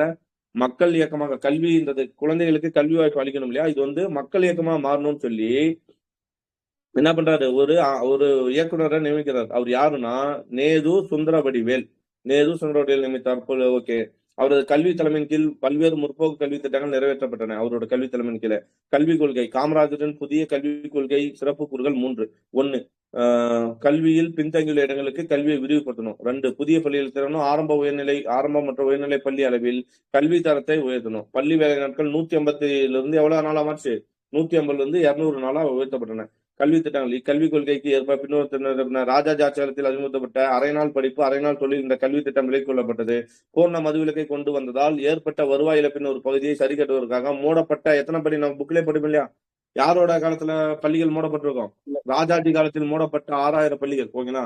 சோ அதனால வந்து ஏன்னா மது இல்ல நம்ம ஊருக்கே தெரிஞ்சு வச்சுன்னா எதனால அதிக வருவாய் வரும்? ஒயின் ஷாப் இருந்தா அதிக வருவாய் வரும். அதிக வருவாய் இருந்தா எல்லாத்தையும் பண்ணலாம். ஆனா இந்த ஒயின் ஷாப் இது பண்ணால பள்ளிகள் க்ளோஸ் பண்ணிட்டாங்க. ஏன்னா காசு கிடையாது. ஸோ அப்ப காமராஜர் என்ன பண்றாங்கன்னா 6000 பள்ளிகளும் மீண்டும் திறக்கப்பட்டன. தமிழகத்தில் 15000 கிராமங்களில் 6000 கிராமங்களில் எவ்வித பள்ளியும் இல்லாதது. தமிழ்நாட்டுல 15000 கிராமங்களில் 6000 கிராமம் இல்ல என்ன சொல்ல வரோம், தமிழகத்தில் 15000 கிராமங்களில் 6000 கிராமங்களில் இது ஏதோ மிஸ்டேக்கா இருக்கு. தமிழகத்தில் 15000 கிராமங்களில் எவ்வித பள்ளியும் இல்லாது இருந்தது. எனவே 300க்கும் மேல் மக்கள் தொகை கொண்ட கிராமங்களில் பள்ளிகள் திறக்கப்பட்டன. 14000 புதிய பள்ளிகள் திறப்பன. ஓகே. 14000 புதிய பள்ளிகள் திறப்பன. ஆங்கிலேயர் ஆட்சியின் போது கல்வி வளர்ச்சி 7%. ராஜாஜி ஆட்சியின் போது 12000 பள்ளிகள் இருந்தன. அதாவது ஆங்கிலேயர் ஆட்சியின் போது கல்வி வளர்ச்சி வெறும் 7% தான் ஆங்கிலேயர் ஆட்சியில. அப்புறம் ராஜாஜி ஆட்சியின் போது 12,000 பள்ளி இருந்தன. காமராஜர் ஆட்சியின் போது எத்தனை பள்ளிகள் இருந்துச்சு? 27,000. சோ இந்த பாயிண்ட் தான். 15,000 6,000 கிராமங்களில் எத்தனை பள்ளிகளை தொடங்கியிருக்காங்க? இது எப்படி வரும்னா 6,000 கிராமங்களில் 15,000 பள்ளிகள் திறந்திருக்காங்க. புரிஞ்சா? என்ன சொல்ல வராங்க புரிஞ்சா? 6,000 கிராமங்கள்ல பள்ளிக்கூடமே இல்லாம இருந்திருக்கு. அதுல வந்து 15,000 இதை வந்து தொடங்கிருக்காங்க. இல்ல 15,000 கிராமத்துல 6,000 பள்ளிக்கூடம் திறந்துடலாம். ஏதோ ஒரு கான்செப்ட். ஆனா கிட்டத்தட்ட இருக்கீங்களா? கேக்குதா? கேக்குது சார். ராஜாஜி கேக்குது. காலத்துல 12,000 பள்ளிகள் இருந்திருக்கு. காமராஜர் காலத்துல அது எவ்வளவு மாறும்னா 27,000 பள்ளிகளா மாறி இருக்கு. 6 முதல் 11 வயது வரை உள்ள பிள்ளைகள் அனைவரையும் 6 முதல் 11 வயது உள்ள பிள்ளைகள் அனைவரையும் பள்ளியில் சேர்ப்பதற்கான முயற்சி மேற்கொள்ளப்பட்டது. அது 6 முதல் 11 வயது. குறிப்பாக பிற்பட்ட வகுப்பு பிள்ளைகளை சேர்க்க சிறப்பு கவனம் செலுத்தப்பட்டது. பிள்ளைகள் படிப்பை பாலியல் நிறுத்துவதற்கு அனைத்து பள்ளிகளிலும் குறிப்பாக கிராம பள்ளிகளில் மக்கள் பங்கேற்புடன் மதிய உணவு திட்டம் அறிமுகப்படுத்தப்பட்டது. எங்க கொண்டு வந்திருப்பாங்க மதிய உணவு திட்டம்? எட்டயாபுரம், தூத்துக்குடி மாவட்டம் எட்டயாபுரத்துல 1956. நோட் பண்ணி வச்சுங்க. 15 லட்சம் இத்திட்டத்தின் விளைவாக 20,000க்கும் மேற்பட்ட பள்ளிகளில் மதிய உணவு வழங்கப்பட்டது. 15 லட்சம் மாணவர்கள் பயன்பெற்றனர். அறிமுகப்படுத்தப்பட்டது அல்லாமல் அத்திட்டம் முறையாகவும் சரியாகவும் செயல்படுத்துவதற்கான ஏற்பாடு செய்யப்பட்டன. இத்திட்டத்தில் பங்கேற்ற பல பெண்கள் சேவை முன் வந்தனர். பள்ளியில் 6வது பள்ளியில் சேர்வதற்கு முன் இருந்த குழந்தைகளுக்கு ஊட்டச்சத்து உணவை கொடுப்பதற்கான பரிசோதனை திட்டங்கள் மேற்கொள்ளப்பட்டன. பள்ளிகளுக்கு தேவையான கரும்பலகை, மேஜை, நாற்காலி போன்ற கட்டுமான பொருட்கள் வாங்கப்பட்டன. மக்களிடையே விழிப்புணர்வு ஏற்படுத்தி அவர்களிடம் இந்த நன்கொடைகள் பொருளாகவோ அல்லது பணமாக பெறப்பட்டன. மக்கள் மகிழ்ச்சியோடு முன் வந்து கோடிக்கணக்கான ரூபாய் நன்கொடையாக கொடுத்தனர். இந்த நன்கொடை கொண்டு ஏழை எளிய மக்களுக்கு பள்ளி, எழுதுகோள் எல்லாம் வந்துச்சு. பெற்றோரின் வருவாய் ஆண்டுக்கு ரூபாய் 1,200 இருந்தால் 10ஆம் வகுப்பு வரை படித்த மாணவர்களுக்கு இலவசமாக கல்வி. ஓகேங்களா? எவ்வளவு? ரூபாய் 1,200 இன்னைக்கு எவ்வளவு? 72,000, 1,20,000 இன்னைக்கு அதிகரிச்சிட்டாங்க. 12,000 இருந்து 1,200 ஆண்டு வருமான பெற்றோரின் வருவாய் ஆண்டுக்கு ரூபாய் 1,200 இருந்துச்சுன்னா 10ஆம் வகுப்பு இலவசம். மாவட்டத்தோறும் பள்ளி மேம்பாட்டு மாநாடுகள் நடத்தப்பட்டன. இவர்கள் மாநாடுகள், திருவிழாக்கள் போன்ற நடத்தப்பட்டன. இவை மக்களிடையே அநேக வரவேற்பன. அவ்வளவுதான். அடுத்து வந்து மக்களின் மாபெரும் இயக்கமாக விரிவடைந்த வரலாற்று சிறப்புமிக்க வெற்றிக்கு யாரு காரணம்? பொது கல்வி இயக்குனர் நேத்து சுந்தர வடிவேலும் பெருதுணையாக இருந்தார். கல்வி விரிவாக்கம். இதுல வந்து கல்வி விரிவாக்கம் துவக்கல்வி மற்றும் உயர்நிலை மேல்நிலை பள்ளியோடு நின்று விடாமல் கல்லூரி கல்வி நிலைக்கும் கொண்டு செல்லப்பட்டது. கலை கல்லூரிகளின் எண்ணிக்கை அதிகரிக்கப்பட்டது. ராஜாஜியின் கல்வி திட்டத்தை கைவிட்ட காமராஜர் என்ன பண்றாரு? ராஜாஜியோட கல்வி திட்டம் குல கல்வி திட்டம், அதை கைவிட்ட காமராஜர் மருத்துவக் கல்லூரி, பொறியியல் கல்லூரி போன்ற தொழில் படிப்புகளுக்கு சேர்வதற்கான மொத்த மதிப்பெண்ணை மீண்டும் 50 150 உயர்த்தினார். அதாவது ராஜாஜி கல்வி திட்டம் மருத்துவக் கல்லூரி, பொறியியல் கல்லூரி போன்ற தொழில் படிப்புகளுக்கு சேர்வதற்கான மொத்த மதிப்பெண் எவ்வளவு இருக்குமா? 50 150 உயர்த்தினார். இதனால் பிற்படுத்தப்பட்ட மாணவர்கள் பெரிதும் பயனடைந்தனர். ஓகேங்களா? படிக்கிறவங்க உள்ள போற மாதிரி இருந்துச்சு. 2 புதிய உடற்பயிற்சி கல்லூரிகள் துவக்கப்பட்டன. ஓகே, புதிய உடற்பயிற்சி கல்லூரிகள் 40 ஆசிரியர் பயிற்சி கல்லூரிகள் ஆரம்பிக்கப்பட்டன. ஆசிரியர் நலனில் அக்கறை கொண்ட காமராஜர் ஆசிரியர் ஓய்வு திட்டத்தை கொண்டு வந்தார். பள்ளிகளிலும் கல்லூரிகளிலும் ஆய்வுக்கூடங்களிலும் நூலகம் துவக்கப்பட்டன. இவற்றுக்கு சிறப்பு மணிகள் வழங்க மாணவர்கள் அரசியல் பங்கேற்காமல் படிப்பில் கவனம் செலுத்த வேண்டும் என்று கேட்டுக்கொண்டார். அவரது கல்விக் கொள்கையும் திட்டங்களும் அனைத்து அத்தியாவசிய கொள்கைகளையும் கூறுகளையும் உள்ளடங்கின ஒரு முழுமையான ஒன்றாகும். அவ்வளவுதான். சும்மா மும்மொழி கல்விக் கொள்கை. பள்ளிகளில் எந்த மொழியிலே கற்றுக் கொடுப்பது என்பதை சர்ச்சைச்சு அதுல நம்ம பார்க்கலாம். இவர் வந்து என்ன பண்றாங்க? காமராஜர் ஆட்சி மும்மொழி கொள்கை பின்பற்றப்பட்டதா? யாருக்கு? வடமொழியில் இந்தியை கற்றுக்கொண்டால் வடமொழியில் வேலை தேடி செல்வதற்கு இந்திய அறிவு பயன்படும் என்ற எண்ணமும் இருந்தது. இவற்றை மனதில் கொண்டு காமராஜர் ஆட்சியில் மும்மொழி கொள்கை பின்பற்றப்பட்டது. மும்மொழி கொள்கை மத்திய அரசாங்கத்தின் கல்வி அமைச்சகம் மாநில அரசுகளை கலந்து ஆலோசித்து உருவாக்கப்பட்டு தேசிய கொள்கை தீர்மானமாக வெளியிடப்பட்ட 1968 என்ன பண்றாங்க? என்ன சொல்றாங்க? ஓகே, வெளியிடப்பட்டது. இக்கொள்கைப்படி இந்தி பேசும் மாநிலங்கள் இந்தி, ஆங்கிலம் ஆகிய மொழிகளோடு ஒரு தென்னிந்திய மொழியை கற்பிக்க வேண்டும். அதே போன்று இந்தி பேசாத மாநிலங்களில் ஆங்கிலம் ஒரு மாநில மொழியை கற்பிக்க வேண்டும். மும்மொழி கொள்கைப்படி தமிழகம் ஆங்கிலமும் கட்டாய பாடங்களாகவும் இந்தி விருப்ப பாடமாகவும் கற்பிக்கப்பட்டது. என்னன்னா மும்மொழி கொள்கையை இவர் ஏத்துக்கிறார். ஓகேவா? ஆனா எப்படி ஏத்துக்கிறாரு? இந்தி ஆட்சி மொழி ஆயிற்று. இந்தியை கட்டாயப்படமாக்குவதற்கு தமிழ்நாட்டில் கடுமையான எதிர்ப்பு இருந்தது. ஆயினும் இந்தியை கற்றுக்கொண்டால் வடமாநில வேலை தேடி செல்வதற்கும் இந்திய அறிவு பயன்படும் என்ற எண்ணம் இருந்தது. இவற்றை மனதில் கொண்டு காமராஜர் ஆட்சியில் மும்மொழி கொள்கை பின்பற்றப்பட்டது. ஓகேங்களா? அந்த மும்மொழி கொள்கை என்ன அப்படின்னு பார்த்தோம்னா, மாநில அரசை கலந்து ஆலோசிச்சு இந்தி பேசும் மாநிலத்துல இந்தி ஆங்கிலம் வந்து முதல் மொழியா இருக்கும். ஒரு தென்னிந்திய மொழி வந்து கற்பிக்க வேண்டும். அதே போல இந்தி பேசாத மாநில ஆங்கிலம் இந்தியோடு சேர்த்து ஒரு மாநில மொழியை கற்பிக்க வேண்டும். இந்த இடத்துல என்ன சொல்றாங்கன்னா, மும்மொழி கொள்கைப்படி தமிழும் ஆங்கிலமும் கட்டாய பாடங்களாகவும், ஓகேங்களா, இங்க வந்து இந்திய கட்டாயப்படுத்தல, இந்திய வந்து என்ன பண்ணிட்டாரு? விருப்ப பாடமாக சொல்லிட்டாரு. இந்தி விருப்ப பாடமாகவும் கற்பிக்கப்பட்டது. இந்தி தவிர வேற எந்த இந்திய மொழி கற்போரின் எண்ணிக்கை அதிகமாக இருந்ததால் அதற்கான ஏற்பாடு செய்யப்பட்டது. விருப்ப பாடம் தேர்வு பாடமாக்கப்பட்டது. இந்த ஏற்பாட்டின்படி பல பள்ளிகளில் இந்தி எவ்வித கட்டாயமின்றி விருப்ப பாடமாக கற்பிக்கப்பட்டது. எனினும் இத்திட்டத்துக்கு பெரிதும் எதிர்ப்பு இருந்தது. ஓகேங்களா? அப்போ காமராஜரும் மும்மொழி கொள்கை ஆதரிச்சிருக்காரு. ஆனா அங்க என்ன பிளஸ்னா, காமராஜர் என்ன சொல்றாரு? தமிழும் ஆங்கிலம் மெயின், ஹிந்தி வந்து உங்களுக்கு விருப்பம் தான் கத்துக்கோ அப்படின்றாரு. ஓகே. பொருளாதார வளர்ச்சி ஒரு நாட்டின் அல்லது மாநிலத்தின் பொருளாதார பலம் அதன் விவசாயம் மற்றும் தொழில் வளர்ச்சியை பொறுத்துள்ளது. விவசாய தொழில் வளர்ச்சிக்கு மின்சாரம், நீர் நான் பார்த்தோம்னா காமராஜர் பத்தி படிக்கும்போது நிறைய டேம் கட்டிருப்பாரு. விவசாய தொழில் வளர்ச்சி நிறைய டேம் கட்டிருப்பாரு. மின்சாரம் என்னது நெய்வேலி மின்சாரம், அது யார் கொண்டு வந்திருப்பாரு? நெய்வேலி நிலக்கரி கழகம் யார் கொண்டு வந்திருப்பாரு? காமராஜர் தான். அப்புறம் திருச்சியில பெல்லு அந்த மாதிரி அமைப்பு எல்லாம் இவர் காலத்துல வந்திருக்கும். நிறைய கட்டுமானங்கள், நிறைய கம்பெனி தொழிற்சாலைகள். மேட்டூரானே மேட்டூரானியா மேட்டூரானி இவர்கள் தான் வருதா? அது ஆங்கிலேயர் நிறைய ஸ்டாமி அணைன்னு அழைக்கப்படும்ல. அமராவதி அணையில இவங்கதான் சார் மற்ற அணைகள் கட்டப்பட்டிருப்பாரு. நிறைய அணைகள் கட்டிருப்பாரு. ஓகே. விவசாய தொழில் வளர்ச்சி என்ன bro? Manimuthar. Very good very good. Correct. இவை அனைத்துக்கும் ஒருங்கிணைந்து நிறைவேற்றப்பட வேண்டும். காமராஜர் ஆட்சிகளுக்கு இவற்றுக்கு முன்னுரிமை கொடுக்கப்படுது. அதாவது என்னது மின்சாரத்துக்கு, அப்புறம் வந்து கட்டுமான வசதிக்கு, போக்குவரத்துக்கு, நீர்ப்பாசனத்துக்கு, விவசாயம் மற்றும் தொழில் வளர்ச்சி எல்லாமே. மின்சார வசதியை விவசாயம் மற்றும் தொழில் வளர்ச்சி முதுகெலும்பாகும். மின்சாரம் தான் விவசாயம் மற்றும் தொழில் வளர்ச்சி முதுகெலும்பு. முன்னமே ஆங்கில ஆட்சி காலத்தில் நீலகிரி மலைகளில் நிர்மாணிக்கப்பட்ட பைக்காராவும் இன்னொன்னு சொல்லுவோம். பைக்காரா இதெல்லாம் வந்து இதுதான் நீலகிரி தான். அப்புறம் இன்னொன்னு வருமே பைக்காரா, நீலகிரியில இருக்கக்கூடிய அந்த அருவி கேத்ரின். Correct, Catherine. சோ அதே மாதிரியே மின் உற்பத்தி திட்டம் செயல்பட்டு கொண்டிருந்தது. அதன் விளைவாக கோவை மாவட்டத்தில் பல தொழிற்சாலைகள் துவக்கப்பட்டன. காமராஜின் ஆட்சி காலத்தில் இத்திட்டம் வியத்தக அளவில் இருந்தது. குந்தா திட்டம் நிறைவேற்றப்பட்டது. காமராஜர் காலத்தில் என்னது? குந்தா திட்டம். அதற்கு மூல காரணமாக இருந்தவர் 1957 தொழில் அமைச்சராக பொறுப்பேற்ற. நான் பார்த்தோம் இல்லையா, காமராஜர் ஆட்சி காலத்துல தொழில் அமைச்சர் யாரு? வெங்கட்ராமன். நிதி அமைச்சர் யாரு? சுப்பிரமணியம். ஆமா. இந்த வெங்கட்ராமனை படிக்கும்போது தமிழ் புக்ல என்ன விட்டுருமானா, பிற்காலத்துல வந்து குடியரசுத் தலைவர் வந்திருப்பாரா வெங்கட்ராமனு? ஆமா தானே? பிற்காலத்தில் குடியரசுத் தலைவரா இருந்த வெங்கட்ராமன் தொழில் அமைச்சரா வந்து காமராஜர்கிட்ட இருந்திருப்பாரு அப்படின்னு சொல்லி பார்த்துப்போம். சரி. கிராமங்களில் மின் வசதி அறிமுகப்பட்டு மின்சார மோட்டார்கள் பொருத்தப்பட்டு நீர்ப்பாசனம் அதிகரித்து விவசாய உற்பத்தி பெறப்படுது. எடுத்துக்காட்டாக 1951 66 வரை 22,103 கிராமங்களுக்கு மின்சார இணைப்பு வழங்கப்பட்டது. மின்சார பம்பு செட்டுகள் 14,379 26,000 உயர்த்தப்பட்டது. விவசாயத்துறையில் மட்டும் மின்சாரத்தின் பயன் 44 கோடி யூனிட்டுகளில் இருந்து 186 கோடி யூனிட்டுகளை அதிகரித்தது. காமராஜர் ஆட்சி காலத்தில் மொத்தம் 5 லட்சம் பம்பு செட்டுகளுக்கு மின் இணைப்பு வழங்கப்பட்டது. இவற்றின் விளைவாக தமிழ்நாடு மின்சாரத்தில் தன்னிறைவு பெற்று மாநிலமா திகழ்ந்தது. நீர்ப்பாசன திட்டம் ஒரு பக்கம், மின்சார திட்டம் ஒரு பக்கம் வந்து நீர்ப்பாசன திட்டம். காமராஜர் ஆட்சி காலத்தில் ஆழியாறு பரம்பிக்குளம், பவானி சொன்ன மாதிரி பவானி, மணிமுத்தாறு, காவேரி கழிமுக திட்டம், வைகை, அமராவதி, சாத்தனூர், கிருஷ்ணகிரி, புல்லம்பாடி, சாத்தனூர் டேம், கிருஷ்ணகிரி டேம் எல்லாம் பாத்துருமா? சாத்தனூர் டேம் எல்லாம் கேள்விப்பட்டீங்களா? திருநாவூர்ல சாத்தனூர், கிருஷ்ணகிரி கேஆர்பி டேம், புல்லம்பாடி, வீரூர், நொய்யாறு நீர்த்தேக்க திட்டங்கள் நிறைவேற்றன. இவற்றில் பரம்பிக்குளம் ஆழியாறு நீர்ப்பாசன திட்டம் தமிழ்நாடு, கேரளா ஆகிய அண்டை மாநிலங்களின் பரஸ்பர ஒத்துழைப்பு விளைவு என்பது குறிப்பிடத்தக்கது. 10 கோடி ரூபாய் முதலீட்டில் முடிக்கப்பட்ட கீழ்பவானி திட்டத்தால், எத்தனை கோடி ரூபாய்னா வெறும் 10 கோடி ரூபாய் முதலீட்டில் முடிக்கப்பட்ட கீழ்பவானி திட்டத்தால் கோவில் மட்டும் 2,07,000 ஏக்கர் பரப்பு மூலம் நீர்ப்பாசன வசதி பெற்றது. கோவை வந்து வெறும் கீழ்பவானி திட்டத்தால 2,70,000 ஏக்கர். சரி. அதே போன்று மணிமுத்தாறு திட்டம் திருநெல்வேலியில 20,000 ஏக்கர். மணிமுத்தாறுனாலே திருநெல்வேலி 20,000 ஏக்கரும். மேட்டூர் கால்வாய் விரிவாக்க திட்டம் ரமேஷ். மேட்டூர் கால்வாய் வந்து விரிவாக்கம் பண்றாரு. 45,000 ஏக்கர் நிலம் இந்த வசதியை பெற்றது. சிறுபாசன திட்டத்தின் கீழ் 1957 61 மட்டும் 1,600 ஏரிகள் பாசன வசதி பயன்படுத்தப்பட்டன. 1957 இருந்து 61 இதுல மட்டும் சிறுபாசன திட்டத்தின் கீழ் 1,600 ஏரிகள் வந்து பாசன வசதிக்கு பயன்படுத்தப்பட்டன. ஓகே. விளைநிலத்தில் 3 ஒரு பகுதி நிரந்தர நீர்ப்பாசன பகுதியாகப்பட்டது. விளைநிலத்துல 3 ஒரு பகுதி என்னவா இருக்கிறது? நீர்ப்பாசன பகுதி. ஓகே. அவ்வளவுதான். சாத்தனூர், கிருஷ்ணகிரி. அதே வந்து சாத்தனூர், கிருஷ்ணகிரி அணைக்கட்டுகளும் குறிப்பிடத்தக்கவை.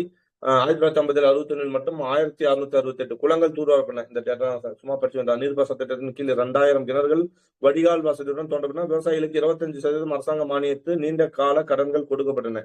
ஓகே. அவர்களுக்கு தவணை முறையில் எண்ணெய் என்ஜின்கள், மின்சார பம்பு செட்டுகள் வழங்கின. காமராஜர் ஆட்சி காலத்தில் மொத்தம் 150 லட்சம் ஏக்கர் நிலத்தில் 56 லட்சம் ஏக்கர், அதாவது 3 ஒரு பகுதி நிலையான நீர்ப்பாசன வசதி அவ்வளவு. அவ்வளவுதான். 150 லட்சம் ஏக்கர் இருக்கு. அதுல கிட்டத்தட்ட 56 லட்சம் எவ்வளவு? 150 லட்சம் ஏக்கர் நிலத்துல 56 லட்சம், அதாவது 3 ஒரு பகுதி. இந்த 3 ஒரு பகுதி வந்து நிலையான நீர்ப்பாசன சட்டச்சாரணிகள். சென்னை நில சீர்திருத்த சட்டம் 1955. நோட் பண்ணுங்க, இதை எழுதுங்க. சட்டங்கள் நம்ம கண்டிப்பா கேட்பாங்க. சென்னை நில சீர்திருத்த சட்டம் எப்ப? 1955. சென்னை பண்ணையால் பாதுகாப்பு சட்டம் 1955. ஓகேங்களா? ரெண்டுமே சென்னை நில சீர்திருத்தம், சென்னை பண்ணையால் பாதுகாப்பு சட்டம் 1955. காமராசரின் விவசாய சீர்திருத்த சட்ட சார்நிலம். ஒரு சட்டம் பண்ணையாட்கள் நியாயமற்ற வழியில் வெளியேற்றப்படுவதை தடை செய்தது. ஓகே. மற்றொரு சட்டம் 5 கொண்ட, அதாவது ஒரு சட்டம் என்ன சொல்லுதுன்னா, இப்ப விவசாய சட்டம் ஒரு சட்டம் பண்ணை ஆட்கள், பண்ணையாட்னா வேலை செய்யக்கூடியவங்க, அவங்கள வந்து நியாயமற்ற வழிகள்ல வெளியேற்றப்படுவதை தடை செய்யுது. ஓகேங்களா. இன்னொரு சட்டம் என்ன சொன்னா, 5 கொண்ட குடும்பம் 20 ஸ்டாண்டு ஏக்கருக்கு மேல் ஓகேங்களா வைத்திருப்பதற்கு உச்சவரம்பு, அதான் நம்ம சொல்ல நில உச்சவரம்பு சட்டம் சொல்லுவோம் 1950 காமராஜரோட காலத்துல. இதே போன்று நியாயமான குத்தகை நிர்ணயம் செய்வதற்கும் விவசாய வருமானத்தை வரி விதிப்பதற்கும் சட்ட தீர்வு காணப்பட்டது. ஓகே, 2 சட்டம். ஒண்ணு வந்து சென்னை நிலச்சீர்திருத்த சட்டம். அது என்ன சொல்லுது அப்படின்னு பார்த்தோம்னா, அது ஒண்ணு. அது வந்து நிலத்தை வந்து ஒரு 5 பேர் கொண்ட குடும்பம் எத்தனை ஏக்கரு, 20 ஸ்டாண்டர்ட் ஏக்கருக்கு மேல வச்சிருக்க கூடாதுன்னு சொல்லிச்சு. அதே மாதிரி வந்து 2வது சட்டம் வந்து சென்னை பண்ணையாள் பாதுகாப்பு சட்டம். அப்ப இது யாருன்னா, பண்ணையாட்களை வந்து நீ வேலை வைக்கிற, அவனை வந்து நியாயமற்ற முறையில வேலையிலிருந்து எடுக்கிறியா, அதை வந்து தடுக்குது. சரிங்களா. ஓகே. தொழில் வளர்ச்சி திட்டம். முக்கியமான தொழில் வளர்ச்சி மட்டும் பார்க்கலாம். முக்கியமான கனரக மத்திய சிறுரக தொழில் தொடங்கின, குறிப்பாக கனரக தொழில்கள், வெளிநாட்டு முதலீட்டு நம்ம பார்ப்போம் இல்லையா. நிறைய வெளிநாட்டு திட்டங்கள் வந்து 1956 பார்த்தோம்னா நிறைய திட்டங்கள் வந்து 2ஆம் 5ஆம் திட்டம் எதுக்கு முக்கியத்துவம் கொடுத்தது? கனரக தொழிற்சாலை. கனரக தொழிற்சாலை இல்லையா. அதுல வந்து முதலீட்டு மத்திய அரசு நம்ம பார்ப்போம்ல. ஒரிசால வந்து ரூர்கே போலா, ஜெர்மனி நாட்டோட உதவியோட இருந்தது. ரூர்கே போலா அப்படின்லாம் வரும்ல, ரூட் போலா அப்படின்னு சொல்லலாம். அப்புறம் வந்து இதெல்லாம் வந்து மேற்கு வங்காளத்துல வந்து ஏதோ ஒரு பேர் வரும். மேற்கு வங்காளத்துல ஒண்ணு, அது வந்து ரஷ்யாவோ இங்கிலாந்தோட உதவியோட எல்லாம் வரும் இல்லையா. அந்த மாதிரி இது உதாரணமாக இங்க இருக்கு பார்க்கலாம். என்ன பேரு? மேற்கு வங்காளத்துல துர்காவதி தான். அது வந்து ரஷ்யாவோ இங்கிலாந்தோட உதவியோட வந்திருக்கும். இங்கிலாந்துன்னு நினைக்கிறேன். உதாரணமாக நெய்வேலி, இங்கிலாந்து தானே. ஆமாங்க சார், பிலாய் தான் Russia. Bhilai Russia. Very good. Bhilai Russia sir. Durgapur வந்து மேற்கு வங்காளம், அது வந்து இங்கிலாந்தோட உதவியோட வந்திருக்கும். பிலாய் வந்து ரஷ்யா, ரூகோபோலா வந்து ஜெர்மனி, ஓகேங்களா. அது வந்து ஒரிசா. ஓகே, சரி வாங்க. உதாரணமாக நெய்வேலி பழுப்பு நிலக்கரி திட்டம் என்னென்ன தொடங்கியிருக்கான்னு பாருங்க. நெய்வேலி பழுப்பு நிலக்கரி திட்டம் 1956 வந்திருக்கும். ஜெர்மனி முதலீட்டு. அப்போ இந்த நெய்வேலி NLCன்னு சொல்றாங்க இல்லையா, அது யாரோடனா ஜெர்மனி முதலீட்டை பெற்று மத்திய அரசின் திட்டம் உருப்பட்டது. அதே போன்று நெய்வேலி அனல் மின் திட்டம். நெய்வேலி பழுப்பு நிலக்கரி ஒண்ணு, அனல் மின் திட்டம் வந்து ரஷ்யா. உங்களை பழுப்பு நிலக்கரி எடுக்கிற திட்டம் ஜெர்மனி, அனல் மின் திட்டம் வந்து ரஷ்யா நிறைவேற்றப்பட்டது. சென்னை ரயில் பெட்டி தொழிற்சாலை எங்க? பெரம்பூர் சொல்லுவோம் இல்லையா, பெரம்பூர் ரயில் பெட்டி தொழிற்சாலைன்னு சொல்லுவோம் சென்னையில. அதுவும் இவரோட காலத்துல தான். இது வந்து சுவிட்சர்லாந்தின் உதவி தேவைப்பட்டது. இந்துஸ்தான் டெலி பிரிண்டர் தொழிற்சாலை எங்க? நீலகிரில. பார்ப்போம் இல்லையா. இந்துஸ்தான் டெலி பிரிண்டர் தொழிற்சாலை வந்து இத்தாலி நிறுவனமா. ஓகே, கையில இருந்தா எழுதுங்க. நெய்வேலி பழுப்பு நிலக்கரி வந்து யாரு அப்படின்னு பார்த்தோம்னா ஜெர்மனி. ஓகேங்களா. நெய்வேலி அனல் மின் திட்டம் யாருன்னு பார்த்தோம்னா யாரு பார்த்தோம்? ரஷ்யா. ஓகேவா. அடுத்து வந்து சென்னை ரயில் பெட்டி, பெரம்பூர், அது பேரு பெரம்பூர் ரயில் பெட்டி தொழிற்சாலை பார்த்தோம்னா சுவிட்சர்லாந்து. அதே மாதிரி இந்துஸ்தான் டெலி பிரிண்டர் எங்க இருக்குன்னா உதகமண்டலத்துல இருக்கும், நம்ம படிப்போம். ஓகேங்களா. இந்துஸ்தான் டெலி பிரிண்டர் தொழிற்சாலை அது வந்து இத்தாலி நிறுவனம். சரிங்களா. நீலகிரி கச்சா பிலிம் உற்பத்தி சாலை, இதுவும் அதேதான். பிலிம் உற்பத்தி சாலை அது வந்து பிரெஞ்சு தொழிலும். நீலகிரி கச்சா பிலிம் உற்பத்தி சாலை வந்து பிரெஞ்சு. அப்புறம் திருவெரும்பூர் கனரக கொதிகலன் தொழிற்சாலையும், ஆவடி பெல்லு சொல்றோம்னு நினைக்கிறேன், ஆவடி டாங்க் தொழிற்சாலையும், நந்தபாக்கம் அறுவை சிகிச்சை கருவிகள் உற்பத்தி தொழிற்சாலையும் மத்திய அரசால் துவங்கப்பட்ட திட்டங்களாகும். ஓகே, இதெல்லாம் மத்திய அரசு. திருவெரும்பூர் கனரக கொதிகலனு, ஆவடி டாங்க்னா என்னது? பீரங்கி தான் டேங்க்னு சொல்லுவாங்க. பீரங்கி தொழிற்சாலையும், நந்தபாக்கம் அறுவை சிகிச்சை கருவிகள் உற்பத்தி தொழிற்சாலைகளையும். ஓகேங்களா. அறுவை சிகிச்சை தொழிற்சாலை எங்க இருக்கு? நந்தபாக்கம். ஓகேங்களா. மத்திய அரசால் துவக்கப்பட்ட திருச்சி பெல்லும், மணலி எண்ணெய் சுத்திகரிப்பு நிலையமும் பிற தொழிற்சாலையும். ஓகேங்களா. திருச்சியில பெல்லு தொடங்கியிருப்பாங்க. அதுவே மணலியில வந்து எண்ணெய் சுத்திகரிப்பு நிலையம் தொடங்கியிருப்பாங்க.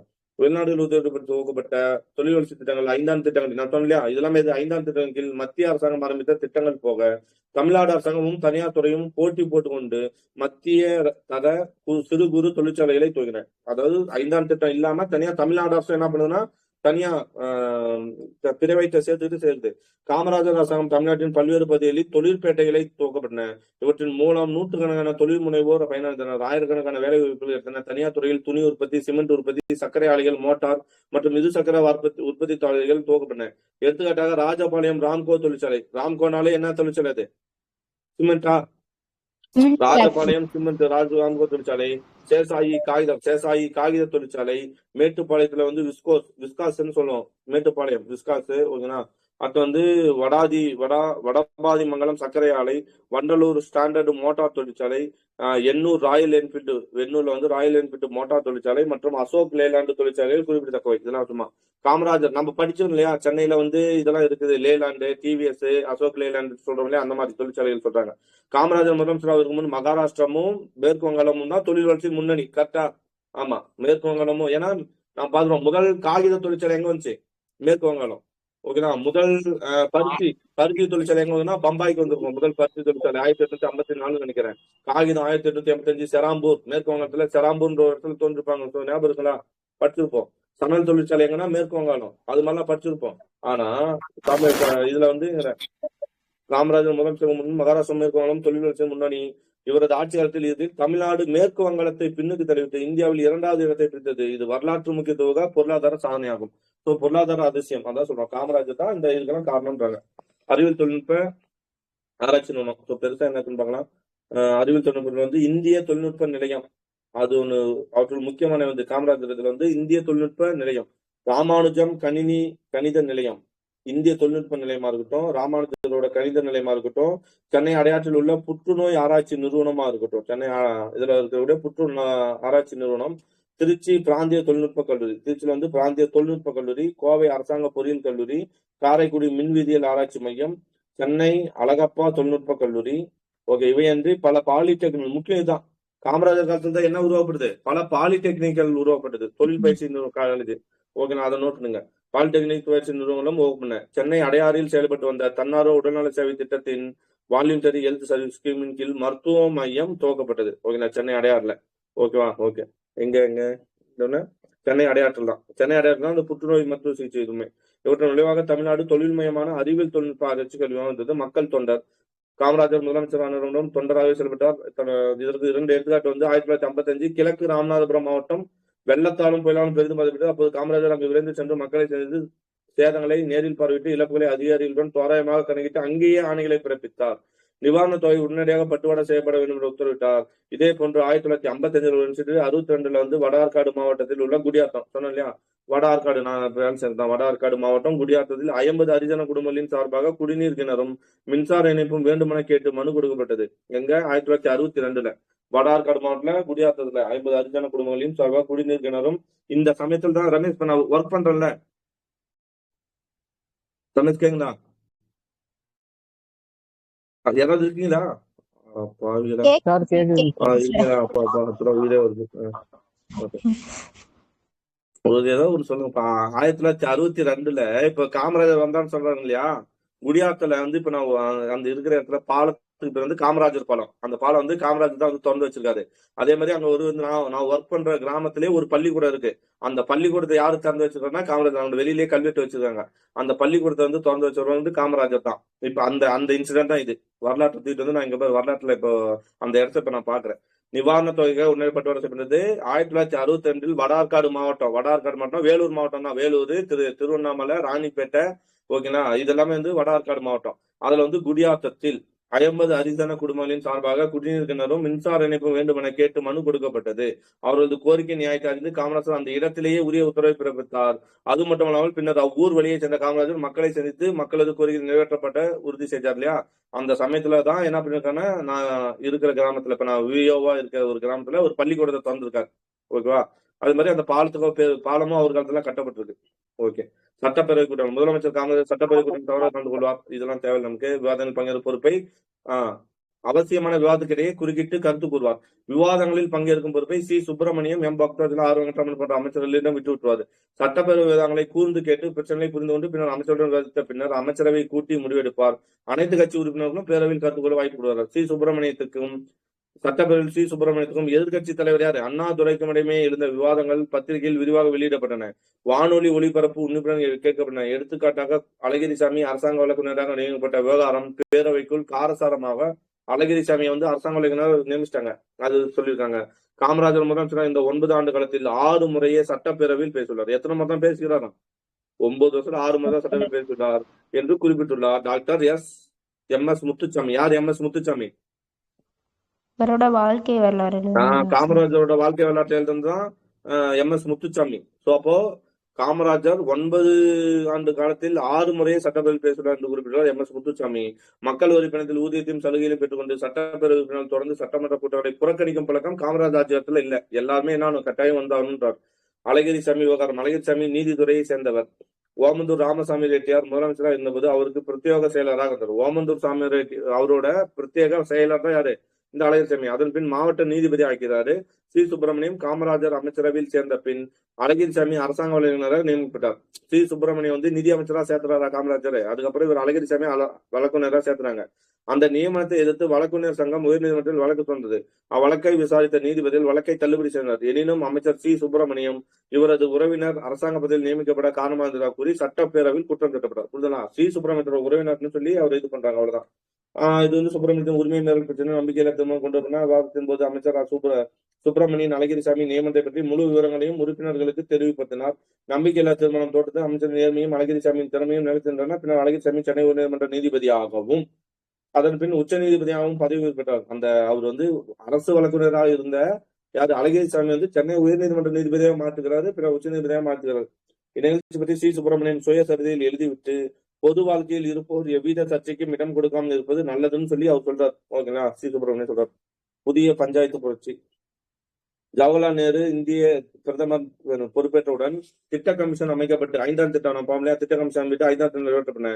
முதல் திட்டத்தில் கிராம வளர்ச்சிக்கு நான் பார்ப்போம். முதல் திட்டத்தில் கிராம வளர்ச்சி, அதாவது வேளாண்மை முன்னுரிமை கொடுக்கப்பட்டு சமுதாய வளர்ச்சி திட்டங்கள் எப்போ? சமுதாய வளர்ச்சி திட்டம் எப்போ? 1952 தேசிய வளர்ச்சி திட்டம் சொல்லுவோம். 52 பின்னர் தேசிய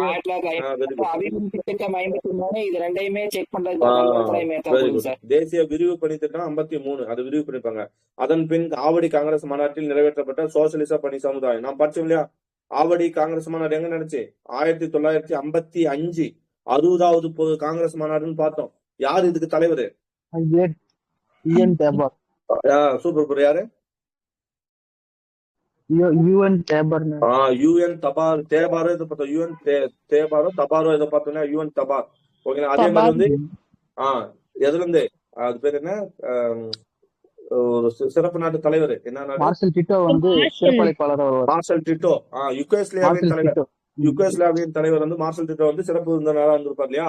அந்த இதான் சொல்றாங்க. ஃபர்ஸ்ட் 52 வளர்ச்சி திட்டம், 53 சமுதாய வளர்ச்சி தேசிய பணி திட்டம், விரிவுபடுத்தப்பட்ட பணி திட்டம். அது ரெண்டும் அதுக்கப்புறம் சோசியலிச பணி சமுதாயம் ஆவடி காங்கிரஸ் சொல்லுவோம். ஆவடி காங்கிரஸ் தான் காமராஜருக்கு என்ன பண்ணுச்சு? பெரும் புகழ சேர்த்து. சோசியலிச பணி சமுதாயம் தீர்மானத்தின் அடிப்படையில் தீர்க்கப்பட்ட 2வது 5ஆண்டு திட்டம். எதுக்கு? ஜனநாயக அதிகார பரவல் முறையின் கீழ் புதிய பஞ்சாயத்து ஆட்சி முறையை விரிவுபடுத்தப்பட்டியா? ஏன்னா 57 தான் என்ன வந்துச்சு? பஞ்சாயத்து ராஜின் அந்த திட்டங்களின் தலைவர் என்று அழைக்கப்படுவது யாரு? பல்வந்த்ராய் 57 வரும். அப்பதான் புதிய பஞ்சாயத்து ஆட்சி முறை நிறைவேற்றப்பட்டது. காமராஜர் ஆட்சி 58 61. காமராஜில் முதல் 2 5ஆம் திட்டங்களில் கூறப்பட்ட கிராம வளர்ச்சி திட்டங்கள் அனைத்தும் தமிழ்நாட்டில் செயல்படுத்தப்பட்டன. புதிதாக பஞ்சாயத்து ஆட்சி முறை பற்றி மாநிலம் முழுவதும் கருத்தரங்கள் விவாதங்கள் மாநாடுகள் நடத்தப்பட்டன. ஓகே. உள்ளாட்சி நிறுவனங்களுக்கு அதிகாரங்களுக்கு நிதி அதிகாரமும் உள்கட்டுமான வசதிகளும் செய்து கொடுக்கப்பட்டன. தமிழ்நாட்டில் புதிய கிராம பஞ்சாயத்துகளும் பஞ்சாயத்து ஒன்றியங்களும் மாவட்ட வளர்ச்சி மன்றங்களும் துவக்கப்பட்டன.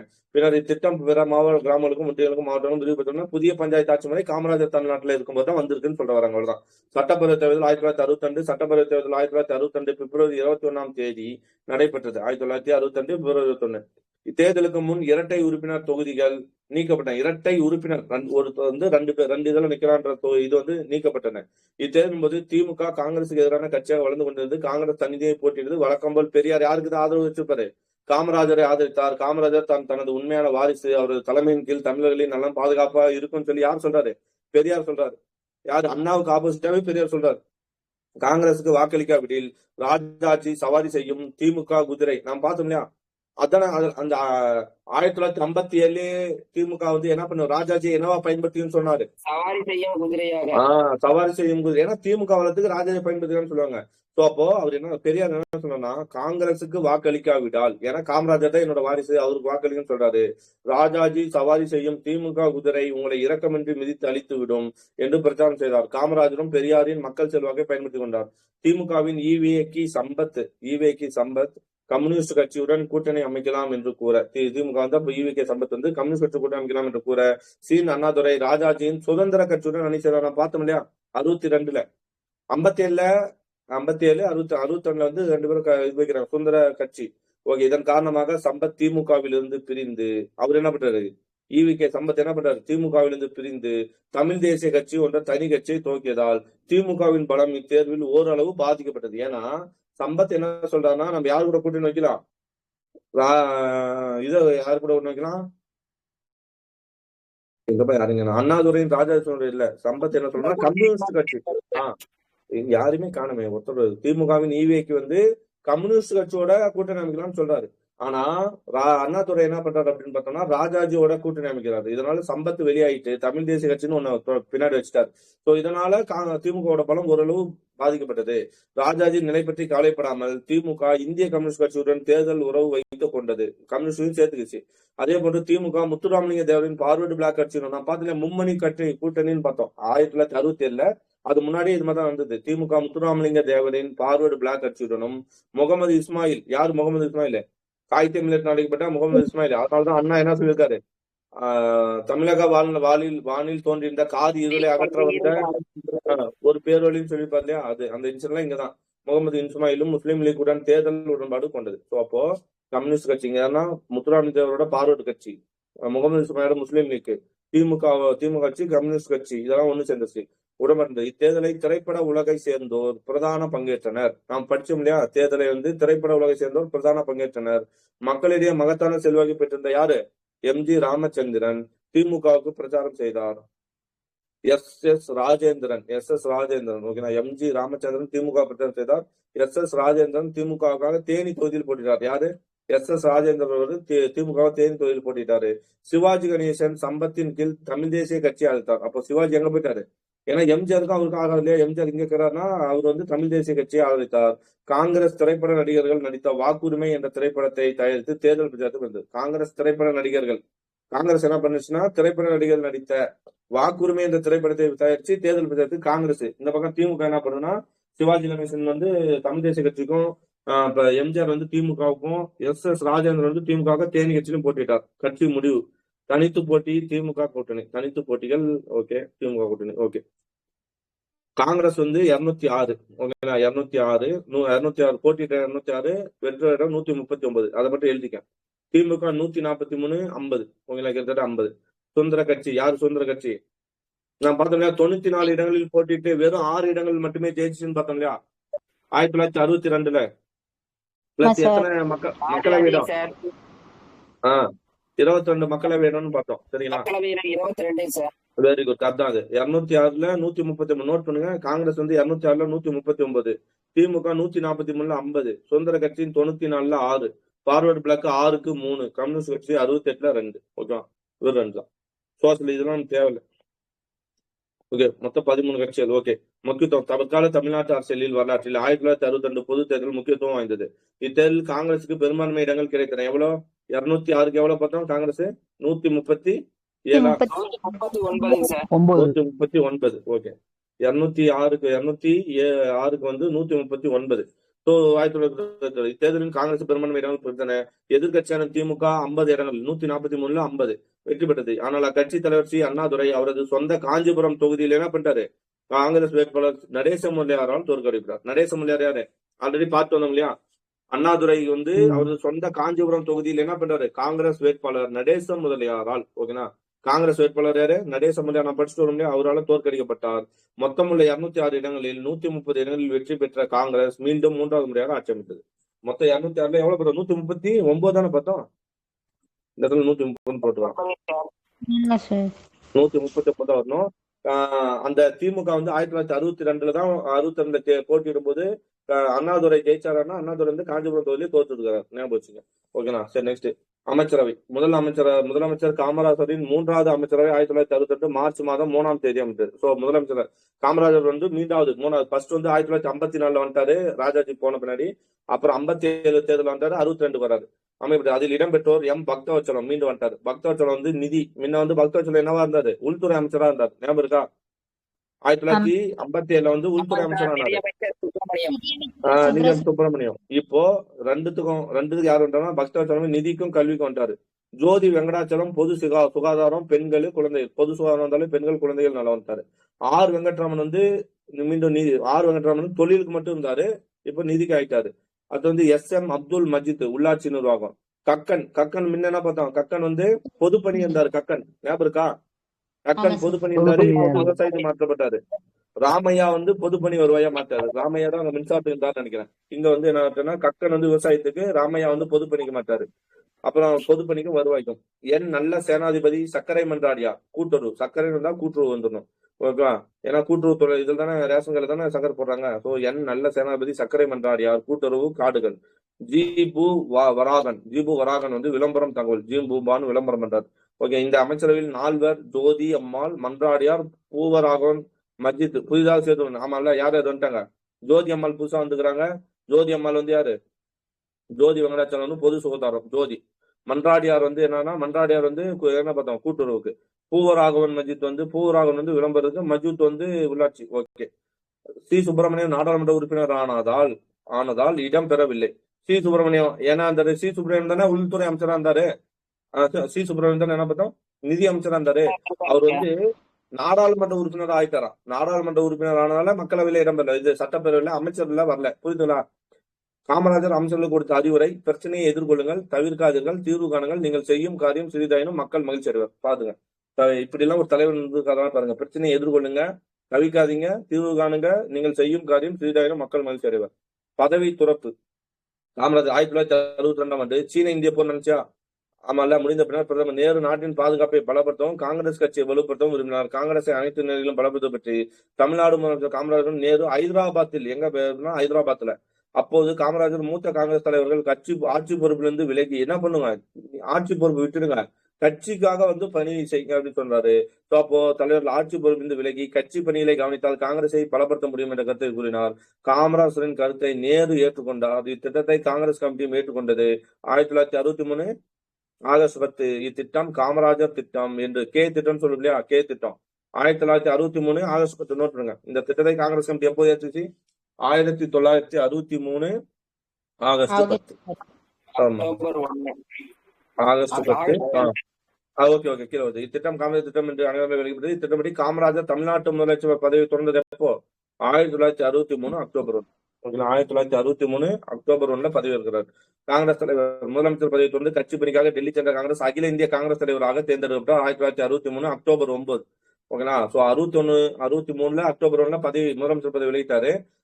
டெல்லி போறாரு. அங்க அகில இந்திய காங்கிரஸ் தலைவராக தேர்ந்தெடுக்கப்பட்டார் 63 அக்டோபர் 9. நேரு இறந்த பின் 64 மே 27 டேட் மே 27 1964 மே 27 நேரு இருந்தார். அவருக்கு பிறகு யாரு கொண்டு வர்றாரு? லால் பகதூர் சாஸ்திரியம் 64 to 66. அதுக்கப்புறம் இந்திரா காந்தி 66 முறையை பிரதமராக தேர்ந்தெடுப்பதற்கு காமராஜர் பெரிதும் காரணமாக இருந்தார். 1967 தமிழ்நாட்டில் நடைபெற்ற இவர் ஏன் பிரதமர் ஆகல? ஏன்னா வாய்ப்பு இவருக்கே, தலைவர் வாய்ப்புல இவர் இருக்காரு. ஏன் ஆகலன்னு புரிஞ்சுங்களா? ஏன்னா அவருக்கு பதவி விட என்ன முக்கியம், அதாவது கட்சியை வந்து ஒண்ணு சேர்க்கணும்னு நினைச்சிட்டு இருக்கிறாரு. ஓகே. 1967 தமிழ்நாட்டில் நடைபெற்ற சட்டப்பேரவை தேர்தலில் 67 சட்டப்பேரவை தேர்தலில் காமராஜர் தனது சொந்த தொகுதியாக எங்க தோற்கடிக்கப்பட்டார்? விருதுநகரில் திமுக வேட்பாளர் பே. சீனிவாசன் யாரால தோற்கடிக்கப்பட்டார்ன்றத பாத்துங்க. யாரால் தோற்கடிக்கப்பட்டாரு? சீனிவாசனால். ஓகேனா? இதுவே வந்து நாம 1954 ஆகஸ்ட் 4 குடியாத்தால வந்து கம்யூனிஸ்ட் கோட்டையை எதிர்த்து ஜெயிச்சுக்கிறாரு. அவர் பேர் என்ன வந்துச்சு? கோதண்டனா ஏதோ ஒரு பேர் வச்சு கோலதான் வந்துச்சு. கோதண்டராம்னா அதுல அவரை எதிர்த்து ஜெயிச்சுக்கிறாரு. அப்போ அதே மாதிரி இங்க காலம் எப்படி ஆச்சுன்னு பாருங்க. விருதுநகர்ல சொந்த தொகுதியிலே பே. சீனிவாசனால் தோற்கடிக்கப்பட்டார். 1969 காங்கிரஸ் பிளவுபட்ட போது காங்கிரஸ், நான் சொன்னேன் இல்லையா, ஒருத்தர் சொன்னீங்க யாரும் பாருங்க. 1969 காங்கிரஸ் பிளவுபட்ட போது காமராஜர் என்னவாயிட்டாரு? அமைப்பு காங்கிரஸ் INCO அமைப்பு காங்கிரஸ் என்ற கட்சியை துவக்கினார். 1975 அக்டோபர் 2 தூக்கத்திலே இறந்துட்டான்னு பார்த்தோம். அவர் அரசியல் அவ்வளவுதான், மதிப்பீடு முடிஞ்சு போச்சு. காமராஜர் முடிச்சிட்டோம். ஓகே. காமராஜர் உழைப்பாளர், இந்த உத்தமர், அரசியல் துறை, வாழ்க்கை அனுபவ கல்வி பெற்றோர், இளமையிலே காங்கிரஸ் பேருக்கிட்ட தன் வாழ்க்கையை பிறந்து கொண்டு கிராமத்திலிருந்து தேச தலைமை அளவுக்கு செல்வாக்கு பெற்றோர், நேருவின் நம்பிக்கை பாத்திரமானவர், தமிழ்நாட்டின் சிந்தனை சிற்பி, செயல் வீரர், தேசாபிமானி, சத்தியமூர்த்தியின் தன்மாற்றுவடும் அரசியல் வாரிசு. 9 ஆண்டு காலம் தமிழ்நாட்டை தொடர்ந்து ஆட்சியாளர், கரைபடாத கருத்தவர், தன் குடும்பத்தை விட நாட்டை உரிமை கொண்டவர் காமராஜர். அவர் அபூர்வ அரசியல் பிறவி. காமராஜர் அவரது ஆட்சி காலத்தில் பல வரலாற்று சாதனைகளை படைத்தவர். கேடில் விழிச்செல்வம் கல்விய மனித ஆற்றலின் திறவுகள், சமூக விழிப்புணர்ச்சியாக அளவுகள், பொருளாதார வளர்ச்சிக்கான நெம்புகோல் என்ற உண்மையும் நன்கு உணர்ந்தவர் காமராஜர். அறியாமையை அகற்றினால்தான் வறுமை ஒழியும் என்று நம்பியவர். மக்கள் விழிப்புடன் கூடிய பங்கேற்போம், விவசாய, தொழில்நுட்ப, அறிவியல், பண்பாட்டு வளர்ச்சியும் ஒரே நேர்கொள்ளில் செல்ல வேண்டும் என்ற தெளிவான நோக்குடன் திட்டமிட்டு செயல்பட்ட காமராஜர். அமைச்சர்கள் சி. சுப்பிரமணியமும் வெங்கட்ராமனும் காமராஜரின் இரு செயல்கள். நோட் பண்ணுங்க. யாராவது அமைச்சர் சி சுப்பிரமணியம். ஆனா அமைச்சர் சி சுப்பிரமணியம் யாரோட வலது கையே? ராஜாஜியோட வலது கையே. ஆனா நேர்மையா இருந்தா யார் வேணாலும் சேர்த்துலான்னு சொல்லி ஆப்போசிட்டா இருந்தவரை தம் பக்கம் சேர்த்துட்டு பண்றாரு. ஆர் வெங்கட்ராமன் தொழில் அமைச்சரா இருந்தார் இல்லையா? காமராஜன் இரு செயல்காரங்களா இருந்து அவரது கனவுக்கு செயலுரம் கொடுத்தனர். காமராஜர் அரிய அமைச்சரவையை கொண்டு பெரிய சாதனைகளை செய்தவர். கம்சலுக்கு செயல் தந்திரம் கொடுத்தவர். நிர்வாக அரசியல் குறுக்கீடுகளை கட்டுப்படுத்தினார்.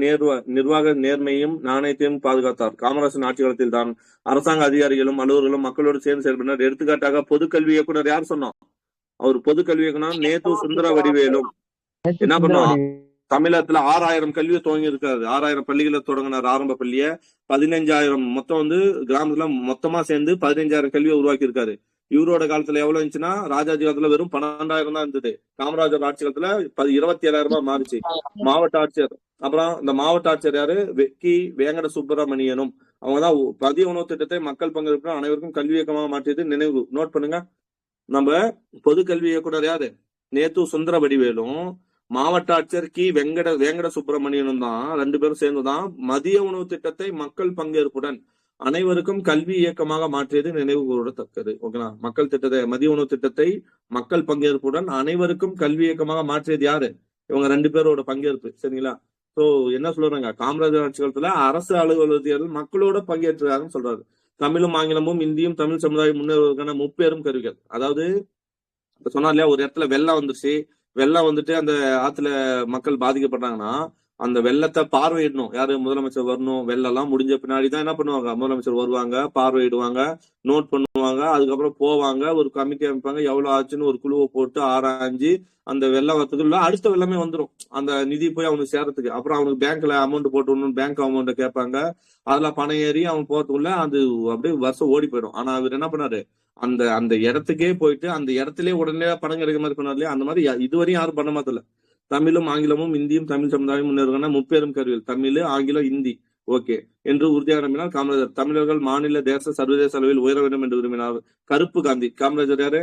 கருப்பு காந்தி. படிக்காத மேதை, கர்ம வீரன், கல்வி கண் தந்தவர், கிங் மேக்கர் என்ற செல்ல பெயர் அழைக்கப்பட்ட காமராஜர் 9 ஆண்டு காலம் தொடர்ந்து ஆட்சி பொறுப்பேற்றில் இருந்தமையால் அவருக்கு மக்களிடையே இருந்த நேரடி தொடர்பு படிப்படியாக குறையலாயிற்று. ஓகேங்களா? அவரது ஆட்சி பொறுப்பில் இருந்தமையால் அவருக்கும் மக்களுக்கும் இடையே இருந்த நேரடி தொடர்பு படிப்படியாக குறையல. அப்படின்னா நேரடியா ரொம்ப இதாயிடுச்சு. அவர் மாநில அரசிலிருந்து மத்திய அரசுக்கு சென்ற பின்னுதான் அந்த இடைவெளி அதிகரித்தது. சப்போஸ் நேரு கூப்பிட்டு காமராஜர் திட்டம்னு ஒண்ணு செயல்படுத்தாம போயிடுச்சுன்னா தொடர்ந்து என்ன பண்ணிருப்பாரு? அவர் இறக்குற வரையும் அவரே முதலமைச்சரா இருந்திருப்பாரு. கரெக்டா? திமுக வந்திருக்காது, அதிமுக இது எதுவுமே இதா இருக்காது, அப்படியே வந்திருக்கும். சரி, காமராஜர் ஓகே. அவர் மாநில அரசு மத்திய அரசு போனதா காரணம்ன்றாங்க. அப்புறம் அவர் ஆட்சியில் நடந்த ஒரே இது என்னன்னா, ராமநாதபுர கலவரங்கள் எச்சரிக்கை மணியாக ஒழித்தது. அவர் தனிமைப்படுத்துவதை உணர தலைப்பட்டார். காமராஜர் கொண்டு வந்த நிலச்சி திட்டங்கள் பார்த்தோமா? 5 பேர் இருக்கிற குடும்பம் எத்தனை ஏக்கருக்கு மேல வைக்க கூடாது? என்ன வருஷம் அது? நிலச்சி திட்டம் எப்போ? 1955. சென்னை நிலச்சி திட்டம் 1955. அப்புறம் சென்னை பண்ணையால் பாதுகாப்பு சட்டம் எப்படின்னா 1955. ஓகே. குறிப்பாக ஆமா, நில உத்தரவு சட்டம் தவறாக பயன்படுத்தப்பட்டது. ஊழல் வளரலாயிற்று. அதாவது மைனஸ் சொல்றாங்க. காமராஜர் கொண்டு வந்த நிலச்சி திட்டங்கள் குறிப்பாக நில உத்தரவு சட்டம் தவறாக பயன்படுத்தப்பட்டது, ஊழல் வளரலாயிற்று. காமராஜர் பல விவசாய தொழில் திட்டங்கள் நிறைவேற்றப்பட்டாலும் அவை தமிழ்நாட்டின் பொருளாதார வளர்ச்சியில் பெரிய மாற்றம் எதையும் ஏற்படுத்தவில்லை என்று கருதுகிறார் கே ராசையன். யாரு கே ராசையன்? தென்னிந்திய கழகம் மருது சகோதரர்களின் போராட்டம், மருது சகோதரர்களின் நீட்சி, பாளையக்காரர்களோட கிளர்ச்சி தான் வேலூர் கிளர்ச்சின்னு சொன்னது யாரு? ராசையன்.